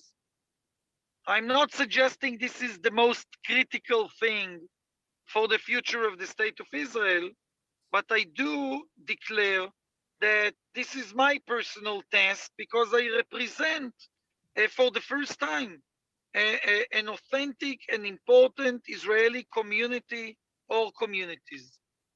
Then my second priority is to make sure that in the public and political discourse in the Knesset and outside the Knesset, when we are talking about issues of social justice, when we are talking about issues of constitutional structures, when we are talking about relations between the Jewish majority and the Arab minority, when we talk about the balance of security and the desire for peace, that there will be more than one Jewish voice which is well presented. For too many years, Israelis identified Judaism with one political side and with one set of ideals and ideas. And I need to make sure that when I'm talking about social justice, I'm not talking only as a member of the Labour Party with its policies and philosophies. I'm making sure that I'm presenting also a Jewish case that supports our values about Tikkun Olam. And last and not least, because I'm the chair of the Constitutional and Law Committee of the Knesset, I have a very important task to ensure the basic accessibility of the Israeli citizens to the corridors of justice. And the Israeli legal system, which is excellent, still has many challenges with ensuring this basic accessibility of all Israelis, especially the disadvantaged Israelis, to what the legal system should offer them in order to protect their rights. And this is a third task that I'm taking upon myself. Gilad, you shared so much with us this evening. This evening for us, this afternoon for you. I think it's obvious, we recognize that you are really juggling with so much at the moment and made the time literally as you make the way from the Knesset home to join us from your car. You do so much for us. One final question from me. What can we, Melbourne progressive conservative Jews, what can we do to support you and your work on this holiday, which is all about us learning from the past so we can have a better future? So first of all, I already said, we have a joint task of raising a new generation of serious Jews. And passionate. Yes, serious and passionate. And this is a critical task for you and for us. Second, my request is that you will not lose hope and that you'll identify the positive developments that are happening today in Israel. Not always it's easy to identify them, but please see or identify the fact that today we have a Reform Rabbi in the Knesset, a prominent leader of the Israeli Masorti movement, who is a colleague of mine in the Knesset, and many others. See it as one sign of hope, among many others. And please keep in mind that the reality in Israel is extremely complicated, and it means that the journey towards the promised land is still a very, very long journey. So help us with cultivate this deep understanding that by definition we can move one step at a time, and that we need to identify those small steps forward, and again, not to lose hope in regard to the things that are happening in Israel. Third, and my colleagues from the progressive communities in Australia know it, we have a huge opportunity today in Israel. We are working very hard in order to meet it. For the first time, we see the fruits of our efforts also in the area of Israeli philanthropy, and it's important to say it. But I think we need to understand that the effort to build and to establish strong presence of Reform, Progressive, and Conservative Judaism in Israel, this is a joint task of Jews in Israel and Jews from overseas, and alongside supporting, cultivating, and strengthening your congregations and institutions. And this is the first priority for all of us. Find the ways to take part in this revolutionary moment when we are building strong presence of our movements in Israel. Keep sending your children and grandchildren to a gap year in Israel. I know it's not easy. I know sometimes it costs a lot.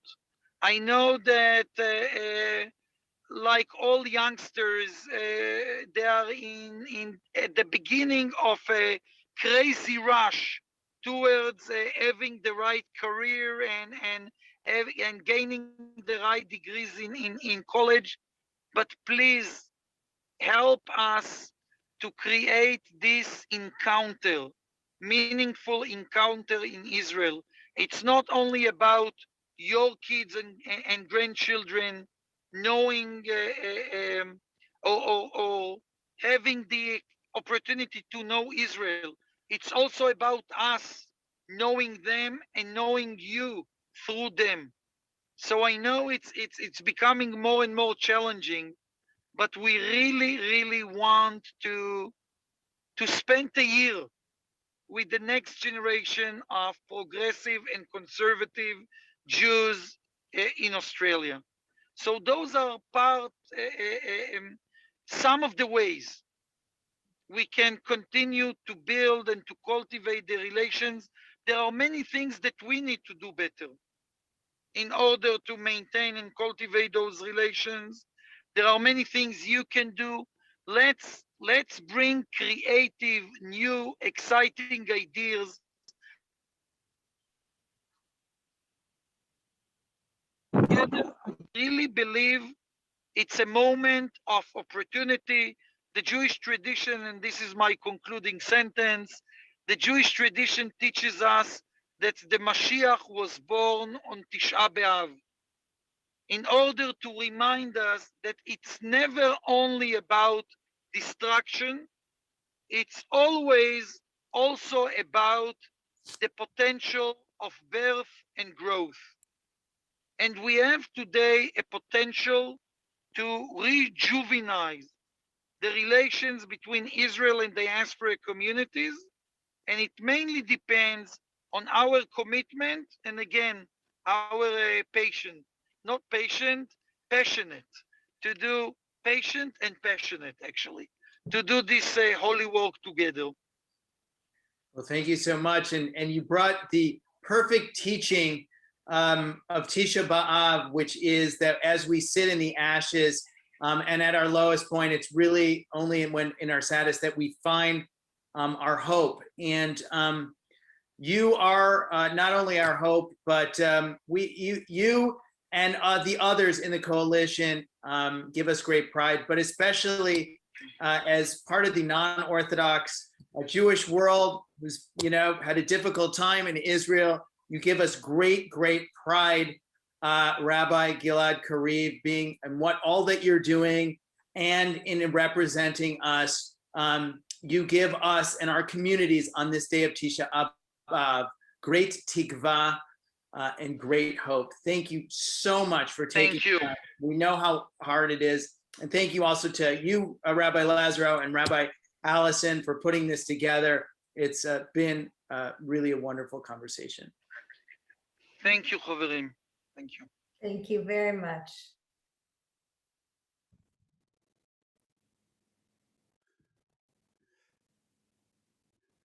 And so from that important conversation, we're going to be picking up in a few moments with another very important conversation as we welcome onto screen first Deborah Stone and Itai Fleischer, who are going to begin in conversation. But as they come up onto screen and are with us, I also want to just make a note to those of you who are joining us via Zoom, that after an initial conversation between our two friends on screen, I know Deborah's going to be asking for questions from the group. So we're gradually going to be bringing people online. If you do have a question and you want to join in the conversation at the appropriate time, if you could just put a note into the chat, and we'll turn your camera on and let Deborah know that you're there with a question for her or for Itai. I also want to take a moment right now to let people know who are watching on various other platforms. The one person who's with us on Twitch right now, but the many people who are with us on YouTube and Facebook, that we're about to place into the chat the Zoom link. If you are with us live, there'll be an opportunity to come and participate in that interactive piece. But with all that logistics taken care of, I'm going to step off the bimah and hand over to Deborah and to Itai. Thank you, Gersh. One of the things that's very strange about Tisha B'Av is not to say good evening or how are you. So we will just launch straight in. Itai is very well known to most of you, I'm sure. He's taught many of us, children and adults, whether as a Jewish studies teacher in Melbourne schools or in various adult education forums. He's been involved in a number of shuls, including Kolenu, the secular shul, which started up in Melbourne, about 5 years ago. He's now living in Jerusalem with his wife, Carm, and their 2 children, where he works for Kids for Peace, and he also writes regularly for Plus 61J. Our theme tonight, of course, is Sinat Chinam, baseless hatred. Within Israeli society, one of the deepest and most enduring hatreds is between secular and Haredi Jews. And among his many activities, Itai has been involved in dialogue between members of these highly conflicted groups. So that's what we're going to talk about tonight. Itai, I'm going to begin at a personal level. You describe yourself as a secular atheist Jew, but you've chosen to live in Jerusalem, which many secular Israelis avoid. Why did you choose Jerusalem? Thank you very much for having me tonight. So before I lived in Jerusalem, was a high school teacher in Melbourne for 15 years, and I taught at King David, at Scopus, at Adas, at Bialik, and as you mentioned, was involved in many parts of the Jewish community, and Jerusalem was always there. I can't think of a Jewish studies classroom I taught in that didn't have a kotel somewhere in the background, and there was talk of Jerusalem more than any other city in Israel. And in 2007, when I did my master's at Hebrew University with the senior educators program, I was in Jerusalem, and Jerusalem is by far, I think, one of the most difficult cities to live in if you're a secular cultural Jew like myself. And that's partly why I wanted to live here, because I like challenges. I like things being difficult, and I believe in pluralism. And I think it's very easy to be a pluralist in Tel Aviv when everyone else when pluralism is like, you know, you can get 100,000 people to a pride march and it's no dramas there. But I think to be a pluralist in Jerusalem where that's not the dominant value, at least not my version of pluralism, I think it's much more important to try and do that here. And it's what I do through my work at Kids for Peace, which is a youth movement for Israeli and Palestinian youth, where I've been the education director for the past 2 years. And it's also what I'm going to be talking about tonight through my dialogue programs that I've been in with Haredi Jerusalemites as well. So what was your experience of the relationship between Haredim and secular Jews when you moved to Jerusalem? What did you observe? So when I first moved to Jerusalem in 2018, we had a municipal election here. For those that don't know, municipal elections happen in every city in Israel every 5 years to choose the mayor and the city council, in the same way that you have, I guess, the elections for the city of Glen Ira and Stonington and places like that.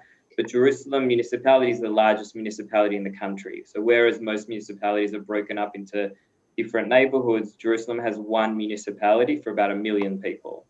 And so it's an incredibly large municipality. Often the mayor of Jerusalem goes onto politics, sometimes even becomes prime minister in the case of Ehud Olmert, and I'm sure Nir Barkat would like to as well. So Jerusalem municipal politics are a big deal. And I remember in 2018 learning about it and noticing that there were campaign posters for the different candidates and parties, and none of them had any words on them except for vote for me. They all had pictures.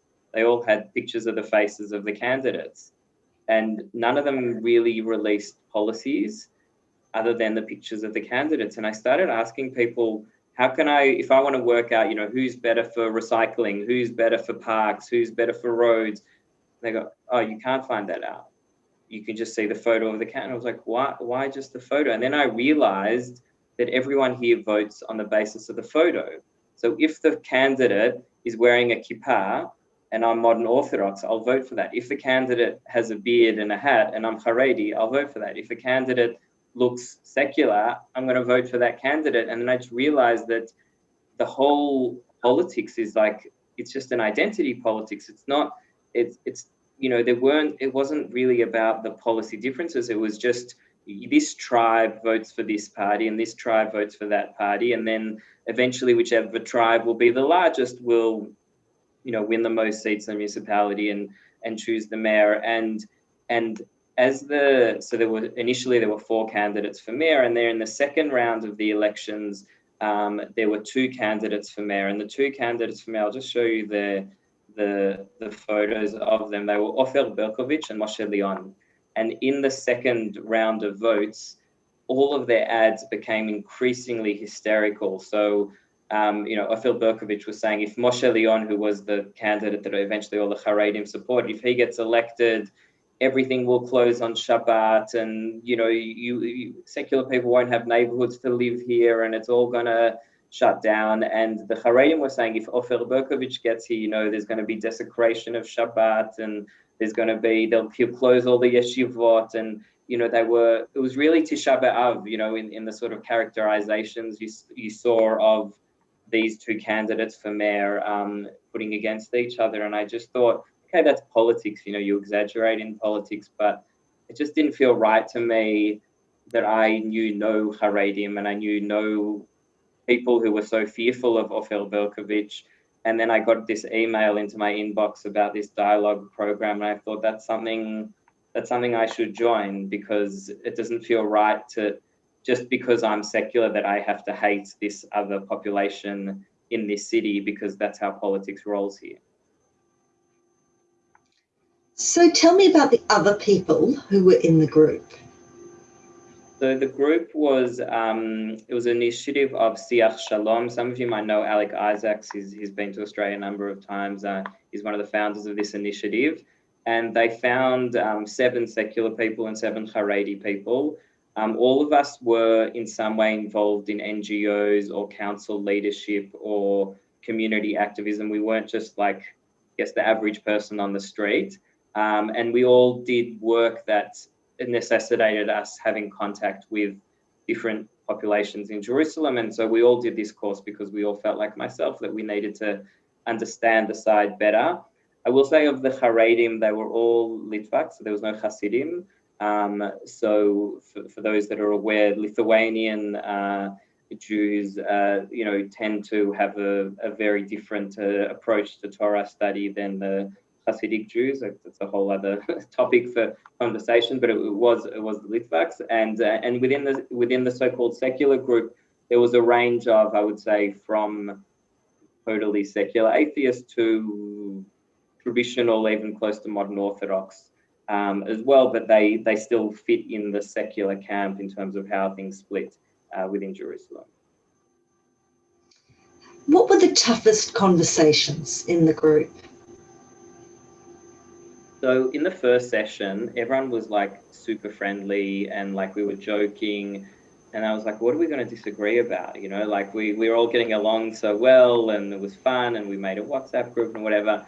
And then we started talking about the Kotel and the Gay Pride March and planning of yeshivot in Jerusalem and women's rights and serving in the army, and everything exploded. You know, on all of those topics, there was zero agreement. I remember one woman the secular woman who sent her children to the army, and then one of the Haredi men explained why he didn't send his children to the army. And she said, look, I can agree to disagree on everything, but you saying that you are not sending your children to that, like that's a red line for me. You know, like that's something that I can't tolerate. I know for me personally, I was also a journalist, I still am, covering the Malka Leifer case at the time. And it was in the news a lot in 2018, 2019. And I raised it in the group and I said, you know, I was a teacher at Adas. I know some of the victims in Australia. Where's your community speaking out against this? Where's your community saying this is wrong? Where's the condemnation of Litzman, you know, that you guys all vote for? Like, what's going on here? And they said, look, it's not that we support child sexual abuse. In fact, most Haredim don't even know about the Leifer case because it doesn't appear in our media at all. It's only something that would be in the secular media. And we vote for Litzman because our rabbis tell us to vote for Aguda, like to vote for United Torah Judaism. And our vote is a tribal expression of our identity in the same way that your vote for Meretz or Avodah might be your tribal expression. So it was interesting to hear it phrased in that way, as difficult as I found that answer to hear, because I obviously felt that Litzman's alleged involvement in the case should make people with a conscience and Torah values not wanted to support a man like this, but it didn't hurt his electoral standing even after these allegations were aired about him. So did anyone change their mind about anything? I don't think we changed our mind. I think a lot of the conversations, though, we got a lot of insights into why everyone acts the way they do. I remember in one of the weeks we talked about Shabbat, and I said, like, there's a place near my house called the First Station, which is it's like a Fed Square kind of place, and there's like a stage there and there's shops and it's open on Shabbat. It's one of the very, very few places that's open on Shabbat. And I said, look, I like going there on Shabbat. I go there with my daughter sometimes. I like to buy her an ice cream, which obviously I do with money. And it really bothers me that your candidates in the municipal council, every year you try and shut down the First Station on Shabbat. And why does it bother you that I go and buy my daughter an ice cream on Shabbat? I'm not doing it in the middle of Geula or Mea Shearim or Har Nof. I'm doing it in an area where most of the people want that there. And then one of the guys says to me in response, he said, does it bother you when they have the siren on Yom HaShoah or Yom HaZikaron and you see Haredim not standing still, when you see Haredim walking during it? I said, yeah, it does bother me because I think it's not respectful to the memory of the Holocaust, to the soldiers who died, that I think you should stand. And then he said, and do you feel like there should be more parks in Jerusalem? I was like, yeah, I think there should be parks and green spaces and recycling. He said, and do you want those green parks and recycling in the Haredi neighborhoods as well as the secular neighborhoods? Yeah. And I said, yeah, I think everyone should recycle and have parks. And he goes, so you want us to stop for the siren and you want us to have recycling and parks and these sorts of things because you think those things are important. So you even want them for our neighborhoods. And for the same reason, we view Shabbat as so important that it hurts us that someone else in Jerusalem would not be keeping Shabbat, because we want to see Shabbat in more parts of Jerusalem, in the same way that you want to see parks and recite and things that we don't really care about, he said quite honestly, in our parts of the city. And whilst it didn't change my mind, I'm not going to sort of not buy my daughter an ice cream on Shabbat anymore, but it made me realize why, I guess, they wanted my parts of Jerusalem to observe Shabbat, even though I didn't agree with them, because they showed me that there's also parts of my secular values that I want in their parts of Jerusalem as well. So in that sense, we come to a point where we respect each other's reasons for disagreeing, even though we perhaps don't get any closer to agreeing. Yeah, I think I understand where they're coming from. You know, I was listening to the conversation with Gilad Kariv before, and he said that the secular or the reform in Israel shouldn't represent themselves as victims. And something that came out for me very strongly was that I always used to think of the Haredim in Israel as this like incredibly powerful group that can control everything because of their connection to Netanyahu and their strength in the Knesset. And even in the Jerusalem municipality, 20 of the 30 members of the municipality are Haredi.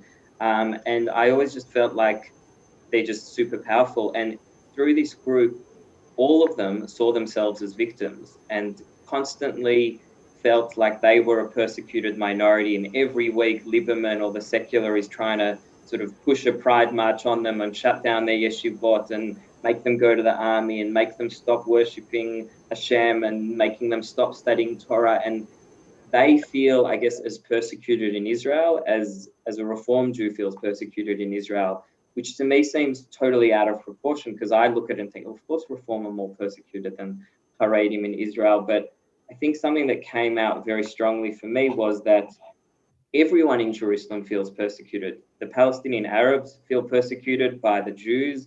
The secular Jews feel persecuted by the Haredim feel persecuted by the Russian population. The Russian population feel persecuted by the rabbinate. And, I could go on. I could write it's like Chad Gadya. I could write a whole book about how everyone feels persecuted by everyone. But I think understanding that in a way, like no one has a monopoly on victimhood, and these feelings are real. Like these feelings are, maybe you could say it's just political grandstanding, but speaking to the people in this group, they really did feel like a lot of the laws sometimes that secular parties like Meretz that I voted for 4 times is trying to force them to change their way of life. And they really feel like these parties are putting their way of life under attack. And in the same way that the LGBT community feels like the Haredim are putting their way of life under attack as well. So whilst we didn't agree on worldviews, I did really get a strong sense of the victimhood that everyone feels. And I think also if you want to share Jerusalem, and I really believe in sharing Jerusalem and Jerusalem being a place that is a home to all of its citizens, including its Palestinian residents, which is 38% of the population, including its Haredi residents, which are about 20% of the population. I don't think you can do that without listening. And listening is difficult because it means that you have to hear a lot of things you don't like. But tonight is Tisha B'Av, and it's all about listening to people that you don't agree with. And I believe that it's something that is essential to do before you come up with any solutions, is just to say, I don't agree with it, but I hear your pain and I understand that you feel like a victim in this situation. So it's interesting because when we talk about sinat chinam, we talk about baseless hatred. And on one level, when we're looking for bases to hatred, you've come up with all sorts of examples of people who feel genuine grievance because of what they don't have access to, because somebody isn't going to the army, or because somebody is affecting the feeling of Shabbat in the city, or whatever it is. But if we go a layer underneath and say, what is the cause of hatred, and perhaps a more modern or psychological analysis, then we say a lot of the cause of the hatred we're seeing here comes back to a sense of victimhood on every part. Yeah, I would say that, and it's hard because these grievances aren't made. Like, I'll give you another example. Almost every Thursday night, there's a traffic jam in Jerusalem. And the reason there's a traffic jam is because a Haredi person will get arrested for not going to the army. And then the Peleg Yerushalmi, this is like a very extremist group within the Haredim, will like block the main entrance to, there's basically one main road. It's like blocking the Hume Highway into Melbourne or something like that. They block the main road, they sit on it. It takes about an hour to clear them. But during that hour, it just causes chaos in almost every road in Jerusalem, and no one can get anywhere because, and ambulances, everything just gets stuck. And I'm like, you're shutting down an entire city because like one person got arrested for not serving in the army, and that person could have just literally just gone to an office and said, I'm studying in yeshiva, and they would have gotten an army exemption anyway, but they just didn't want to go to the army exemption office, and that's why you're shutting down a city on a Thursday afternoon. And I can understand why people would hate Haredim as a result of that. But then I speak to the people in this group who are not Peleg Yerushalmi, and they're also disgusted by that. And they would also say, look, that also prevents me from picking up my children from school or going out to do whatever I wanted to do on Thursday night. And we often, judge groups by their most extreme behaviors. It definitely happens with Palestinians. It definitely happens with settlers. It definitely happens with Haredim, where you take the most sort of offensive behavior and then you project that onto the entire population. And to me, that's the difference between legitimate displeasure with a group, which I think is perfectly legitimate, to sinat chinam. Me saying I dislike the Peleg Yerushalmi is a very legitimate thing because I think they do very extreme things that are disproportionate. To take that to say I hate all Haredim, which are, we're talking about there's 800,000 Haredim live in the state of Israel, is not correct. So it's about saying, to express your displeasure towards the person that is doing the wrong thing rather than to the entire community that person happens to belong to. I'd say that's the distinction I'd like to make. So that's a question of not prejudging, of not thinking of people in terms of groups, but thinking of them as individuals, of not being quite so tribal, which is certainly a way of thinking that Jews should be very familiar with, having so often been prejudged in the communities in which we've lived. But it doesn't quite address the question you raised earlier about everybody feeling that they are in some sense persecuted. And that persecution complex seems to me to be behind a lot of that resentment in that group, that tribalism that you've pointed to. Do you think there's anything we can do about addressing that sense of persecution? Is it just a Jewish thing? It's not, because we have it in the Arab population as well. Yeah, I think it's a Jewish and an Arab thing, and I think Jerusalem, of all the cities in Israel, is by far the most tribal of the cities in Israel, is in the people here of generally, again, both Israeli, Jewish, secular and Palestinian populations are very nationalistic here. It's a much more religious city than other cities in the country, much more divided city. There's also more inequality here, both between East and West, which is well known, but also between the secular populations. If you just walk into the streets of Rehavia and walk into the streets of Har Nof and look at the amount of rubbish and cleanliness, and you can see that it doesn't look like the same city. So I think to have equality, you need two things. The first thing is you need to do what Siach Shalom does, which is really talk and understand the other. And then you actually need to fix that inequality. And that's a political question as well. And I think as long as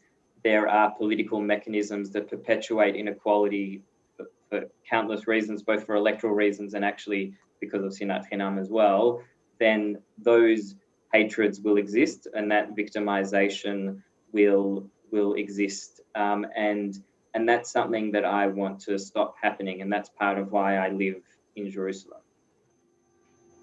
You said three things. What was the third?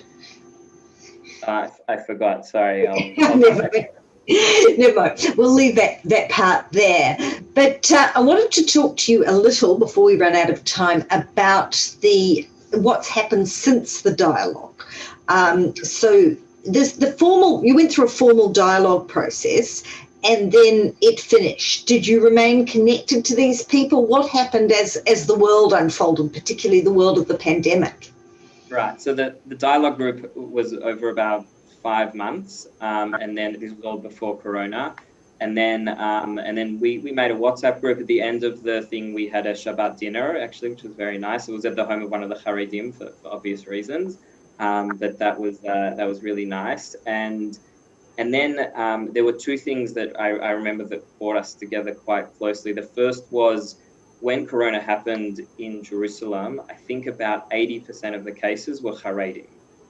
That is far larger than the population of Haredim in Jerusalem. And there was immense hatred of Haredim. Basically, we're in lockdown because of you. You didn't social distance, you didn't wear, I think Haredim sort of discovered that Corona existed about a month after the rest of the country discovered it, because there wasn't, there wasn't all that access to the news and smartphones, that people like me had. So I think they didn't really understand how serious it was until much later into the pandemic than the secular population. And then there was also just the physical thing of like, when you live in a 3-bedroom apartment with 8 people, and you go to a school and you go to synagogue and you live on crowded streets, it's just very difficult for a Haredi person in Jerusalem to social distance, because on a normal day, a secular person might encounter 10, 15, 20 people. On a normal day of a Haredi person's life in Jerusalem, they encounter 100, 150 people, because they just live a far more communal life than a secular person, which is not great for a pandemic. And so, and I remember seeing all this hatred, and we actually, as it was getting pretty vicious, we did a Zoom call of the group again. This was about a year afterwards, just to, again, let people share how they feel about their community. And, and a lot of Haredim said, look, I wear a mask and I follow all the rules, and I tell my friends to follow the rules. And even though, yes, there are these underground Haredi schools, I never send my kids to school during the lockdown. And and so basically they were trying to say it's not all of us. And what the media is doing every night is they're finding the Haredi school that's open while every other school is closed, and they're putting that at the head of the news. And then you just assume, oh, all the Haredi schools must be open, but it was a handful of them, it wasn't all of them. Or they find one rabbi that's a Corona denier, and they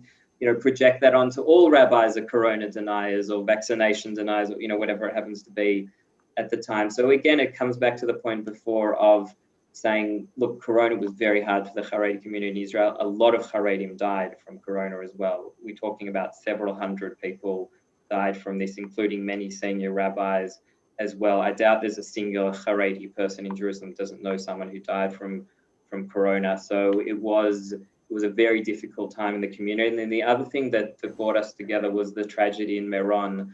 On Lag BaOmer, there was, I think you're familiar with this, and I remember after that happened thinking, I'm sure that none of my friends were at Mehron that night. But the first person I called was a person from my group saying, A, were you there? Or B, were any of your friends and family there? And thankfully, no one in our group was killed at Mehron, but everyone knew someone who knew someone that was there. So I doubt there's a single Haredi person that wasn't in some way connected to this from Mehron. And again, it's just a matter of, did I change anything? No, but I think for them to know that here's someone secular reaching out to them, asking, how are you at this difficult time, is incredibly moving, in the same way that I can say, when the Gaza war started or when there's been terror attacks in Jerusalem, often the first people to call me are my Palestinian friends from Kids for Peace. And I always find that incredibly moving that they're calling me to say, hey, are you okay? Because I always know what's going on their side of the city, but that personal connection that someone on the other side of the city cares about you is, to me, the beginning of how you make a change. So that's wonderful, and it is very inspiring. But the reality is that the kind of people who are involved in Kids for Peace, the kind of people who are involved in secular Haredi dialogue, are a very self-selecting group. How do you move from these small dialogue movements to something that affects the society at large? I'll tell you an anecdote to affirm this. When we get that question all the time at Kids for Peace. And one of the things we did in 2019 is I took 12 kids to Northern Ireland, to Belfast. And for a week, we sat with Catholics and Protestants who had literally tried to kill each other and now were in a shared society in Belfast. And, you know, we went to Stormont and we talked to them about how did you go from this stage of, you know, bombings in the UK and in Northern Ireland and wanting to kill each other to now you live not necessarily in peace, but you don't kill each other in Belfast every day. It's not a city that's in the news like it was 30 years ago. And they said, you know, for 30 years before we had our peace agreement in 98, we had 3 peace agreements in the 70s and 80s that failed. And we had all of these underground groups. It was through the churches, through women's groups, through civil society, at a time when it was illegal to meet someone from the IRA or from the Ulster Unionists. And we talked and talked and talked until we could come up with an agreement. And I feel like we're the same here. You know, we've gone through Oslo that didn't work, and we've tried.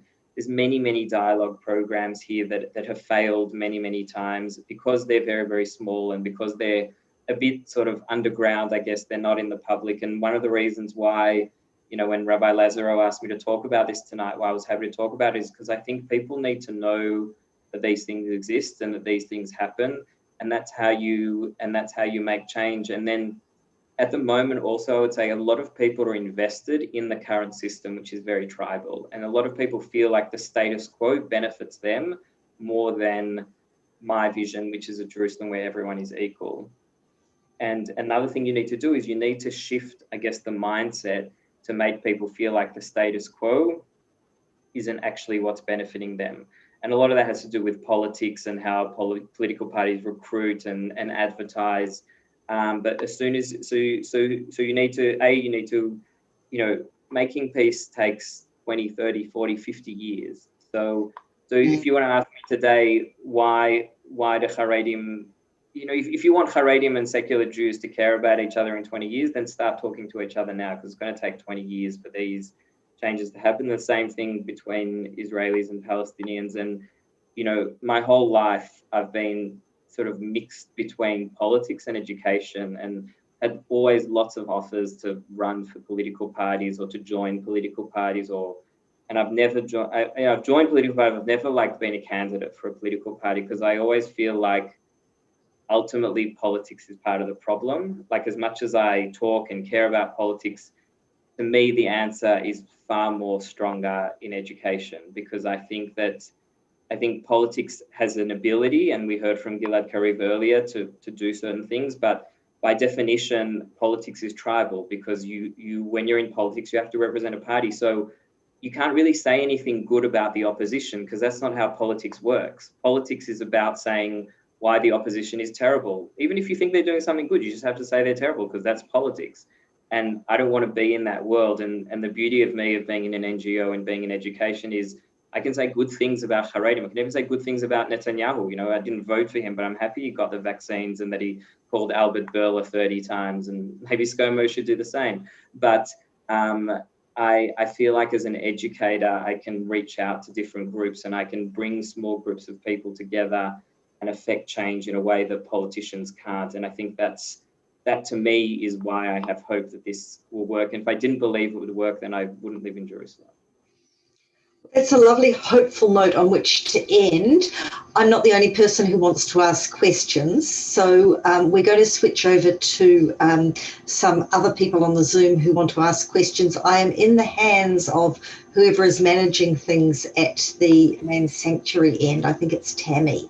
Can somebody let me know technically what's happening now? Yeah, it's Tammy in the sanctuary. Thank you to you both.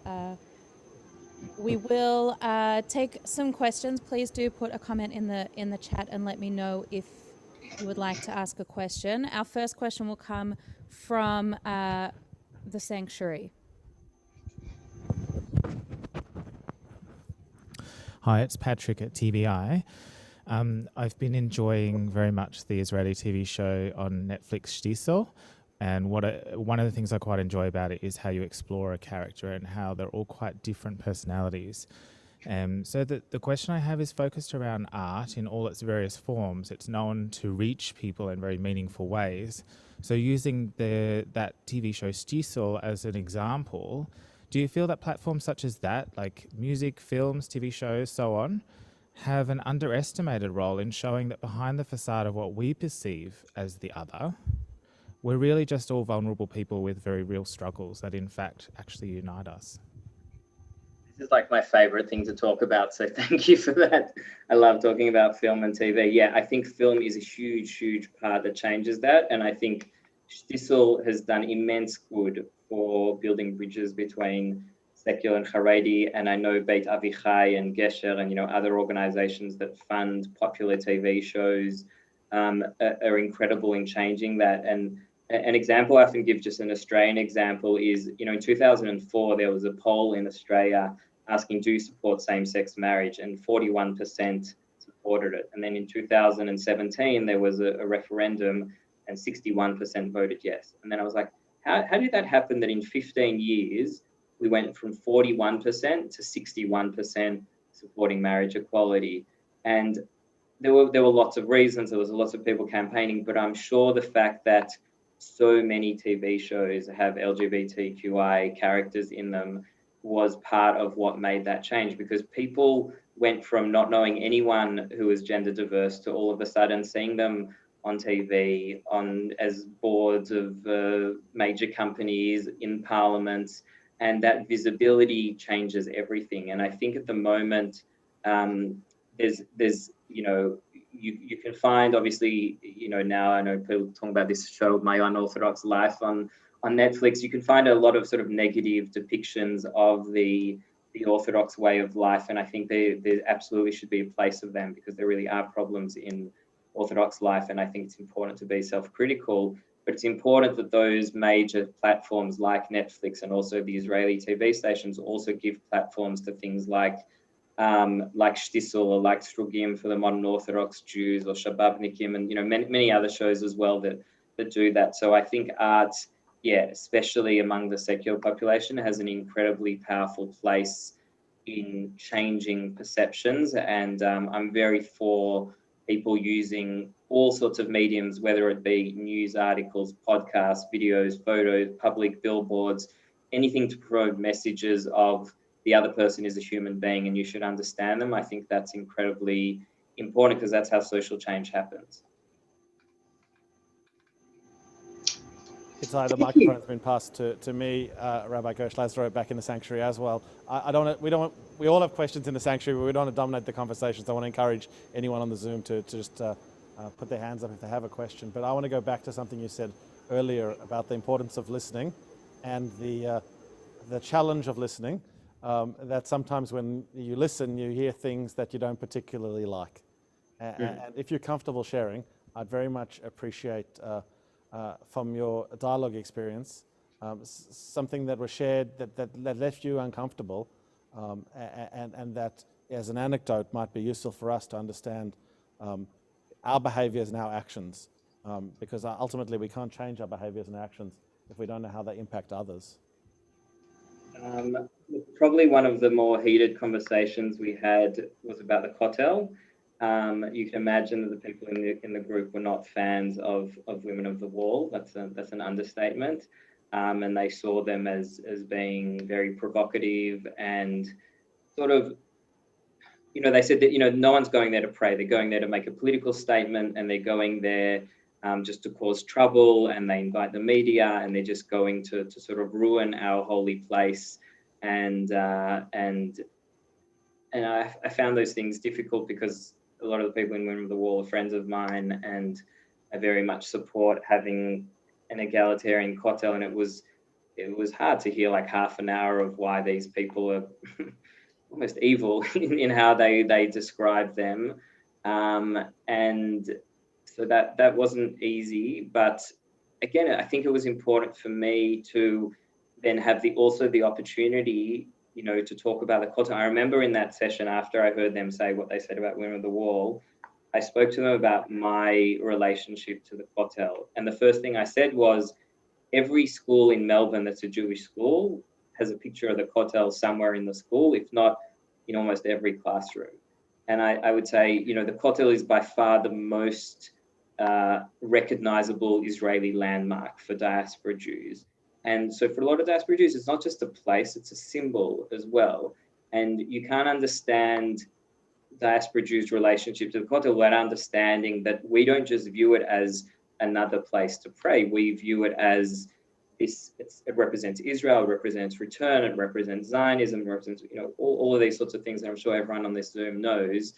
And to say that also that the struggle for egalitarian prayer at the Kotel is not really just about the Kotel, it's about everything. It's about the rabbinate, it's about kashrut, it's about birth, deaths, and marriages. And the Kotel, for a lot of diaspora Jews, is a symbol for many, many other struggles where there is inequality between Orthodox and non-Orthodox streams of Judaism. And I don't know if they'd heard that argument from anyone else before, and I don't know if they liked or disliked what I said, but I think that was an example where I think while we both knew what the other person was going to say, to sit for an hour and actually talk through that, even though we didn't come to any agreement at the end, was very powerful. And there was one other anecdote that came to mind. There was one week where it was a mixed group, and there was one group where we split into different genders. And so I was with the people I identified as male. And one of the things that I shared was that I have female friends and that I sometimes go out for coffee with my female friends because I like talking to them. And even though I'm married, that's a thing that I do and my wife is okay with it and it's like perfectly normal. And I would feel terrible to not have female friends because then there would be like 50% of the population that I could never talk to. And I remember them thinking, they all said to me that would never happen in our community. We would never go out for a coffee with someone of the opposite gender, definitely not in a public place because it would be seen as cheating on your partner, or it's just not a done thing. And then I said, but don't you feel like a loss that you can't talk about your relationship with a woman, you can't talk about your children with a woman, you can't talk about like so many important topics that you could never get a perspective from 50% of the population. And I found that so sad that they couldn't do that. But again, I think it was also important for them to hear from me how I benefit in my life from having female friends. So even though that's not a political question, I think it's another example of a question that had we not been in this dialogue would have never come up before. Thank you. Max, you were up on the screen, just wondering if you had a question you wanted to ask. I'll unmute you now. We can't see you, though, right this moment.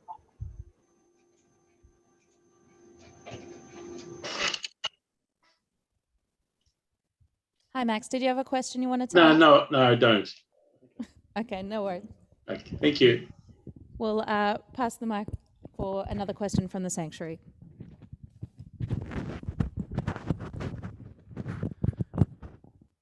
Hello, Itai. This is Rabbi Yonatan, and I have a question. Just a follow-up question about the Kotel. One of the very disturbing things that's happened at the Kotel, as I've supported the Women to the Wall many times, is this destroying of prayer books with God's name, as well as even having a Torah toppled over.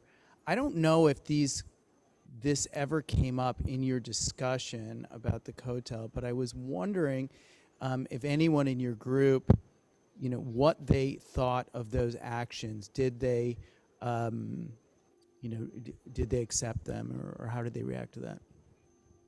I mean, that specific action happened after our group ended, but if I had to guess, I would say I'm pretty sure that most of the people in my group would be horrified that anyone would rip up Torah scrolls or Sidurim or be violent to anyone at the Kotel. My group was, very much against. As much as they didn't support Women of the Wall, I think they would definitely oppose those kinds of behaviors.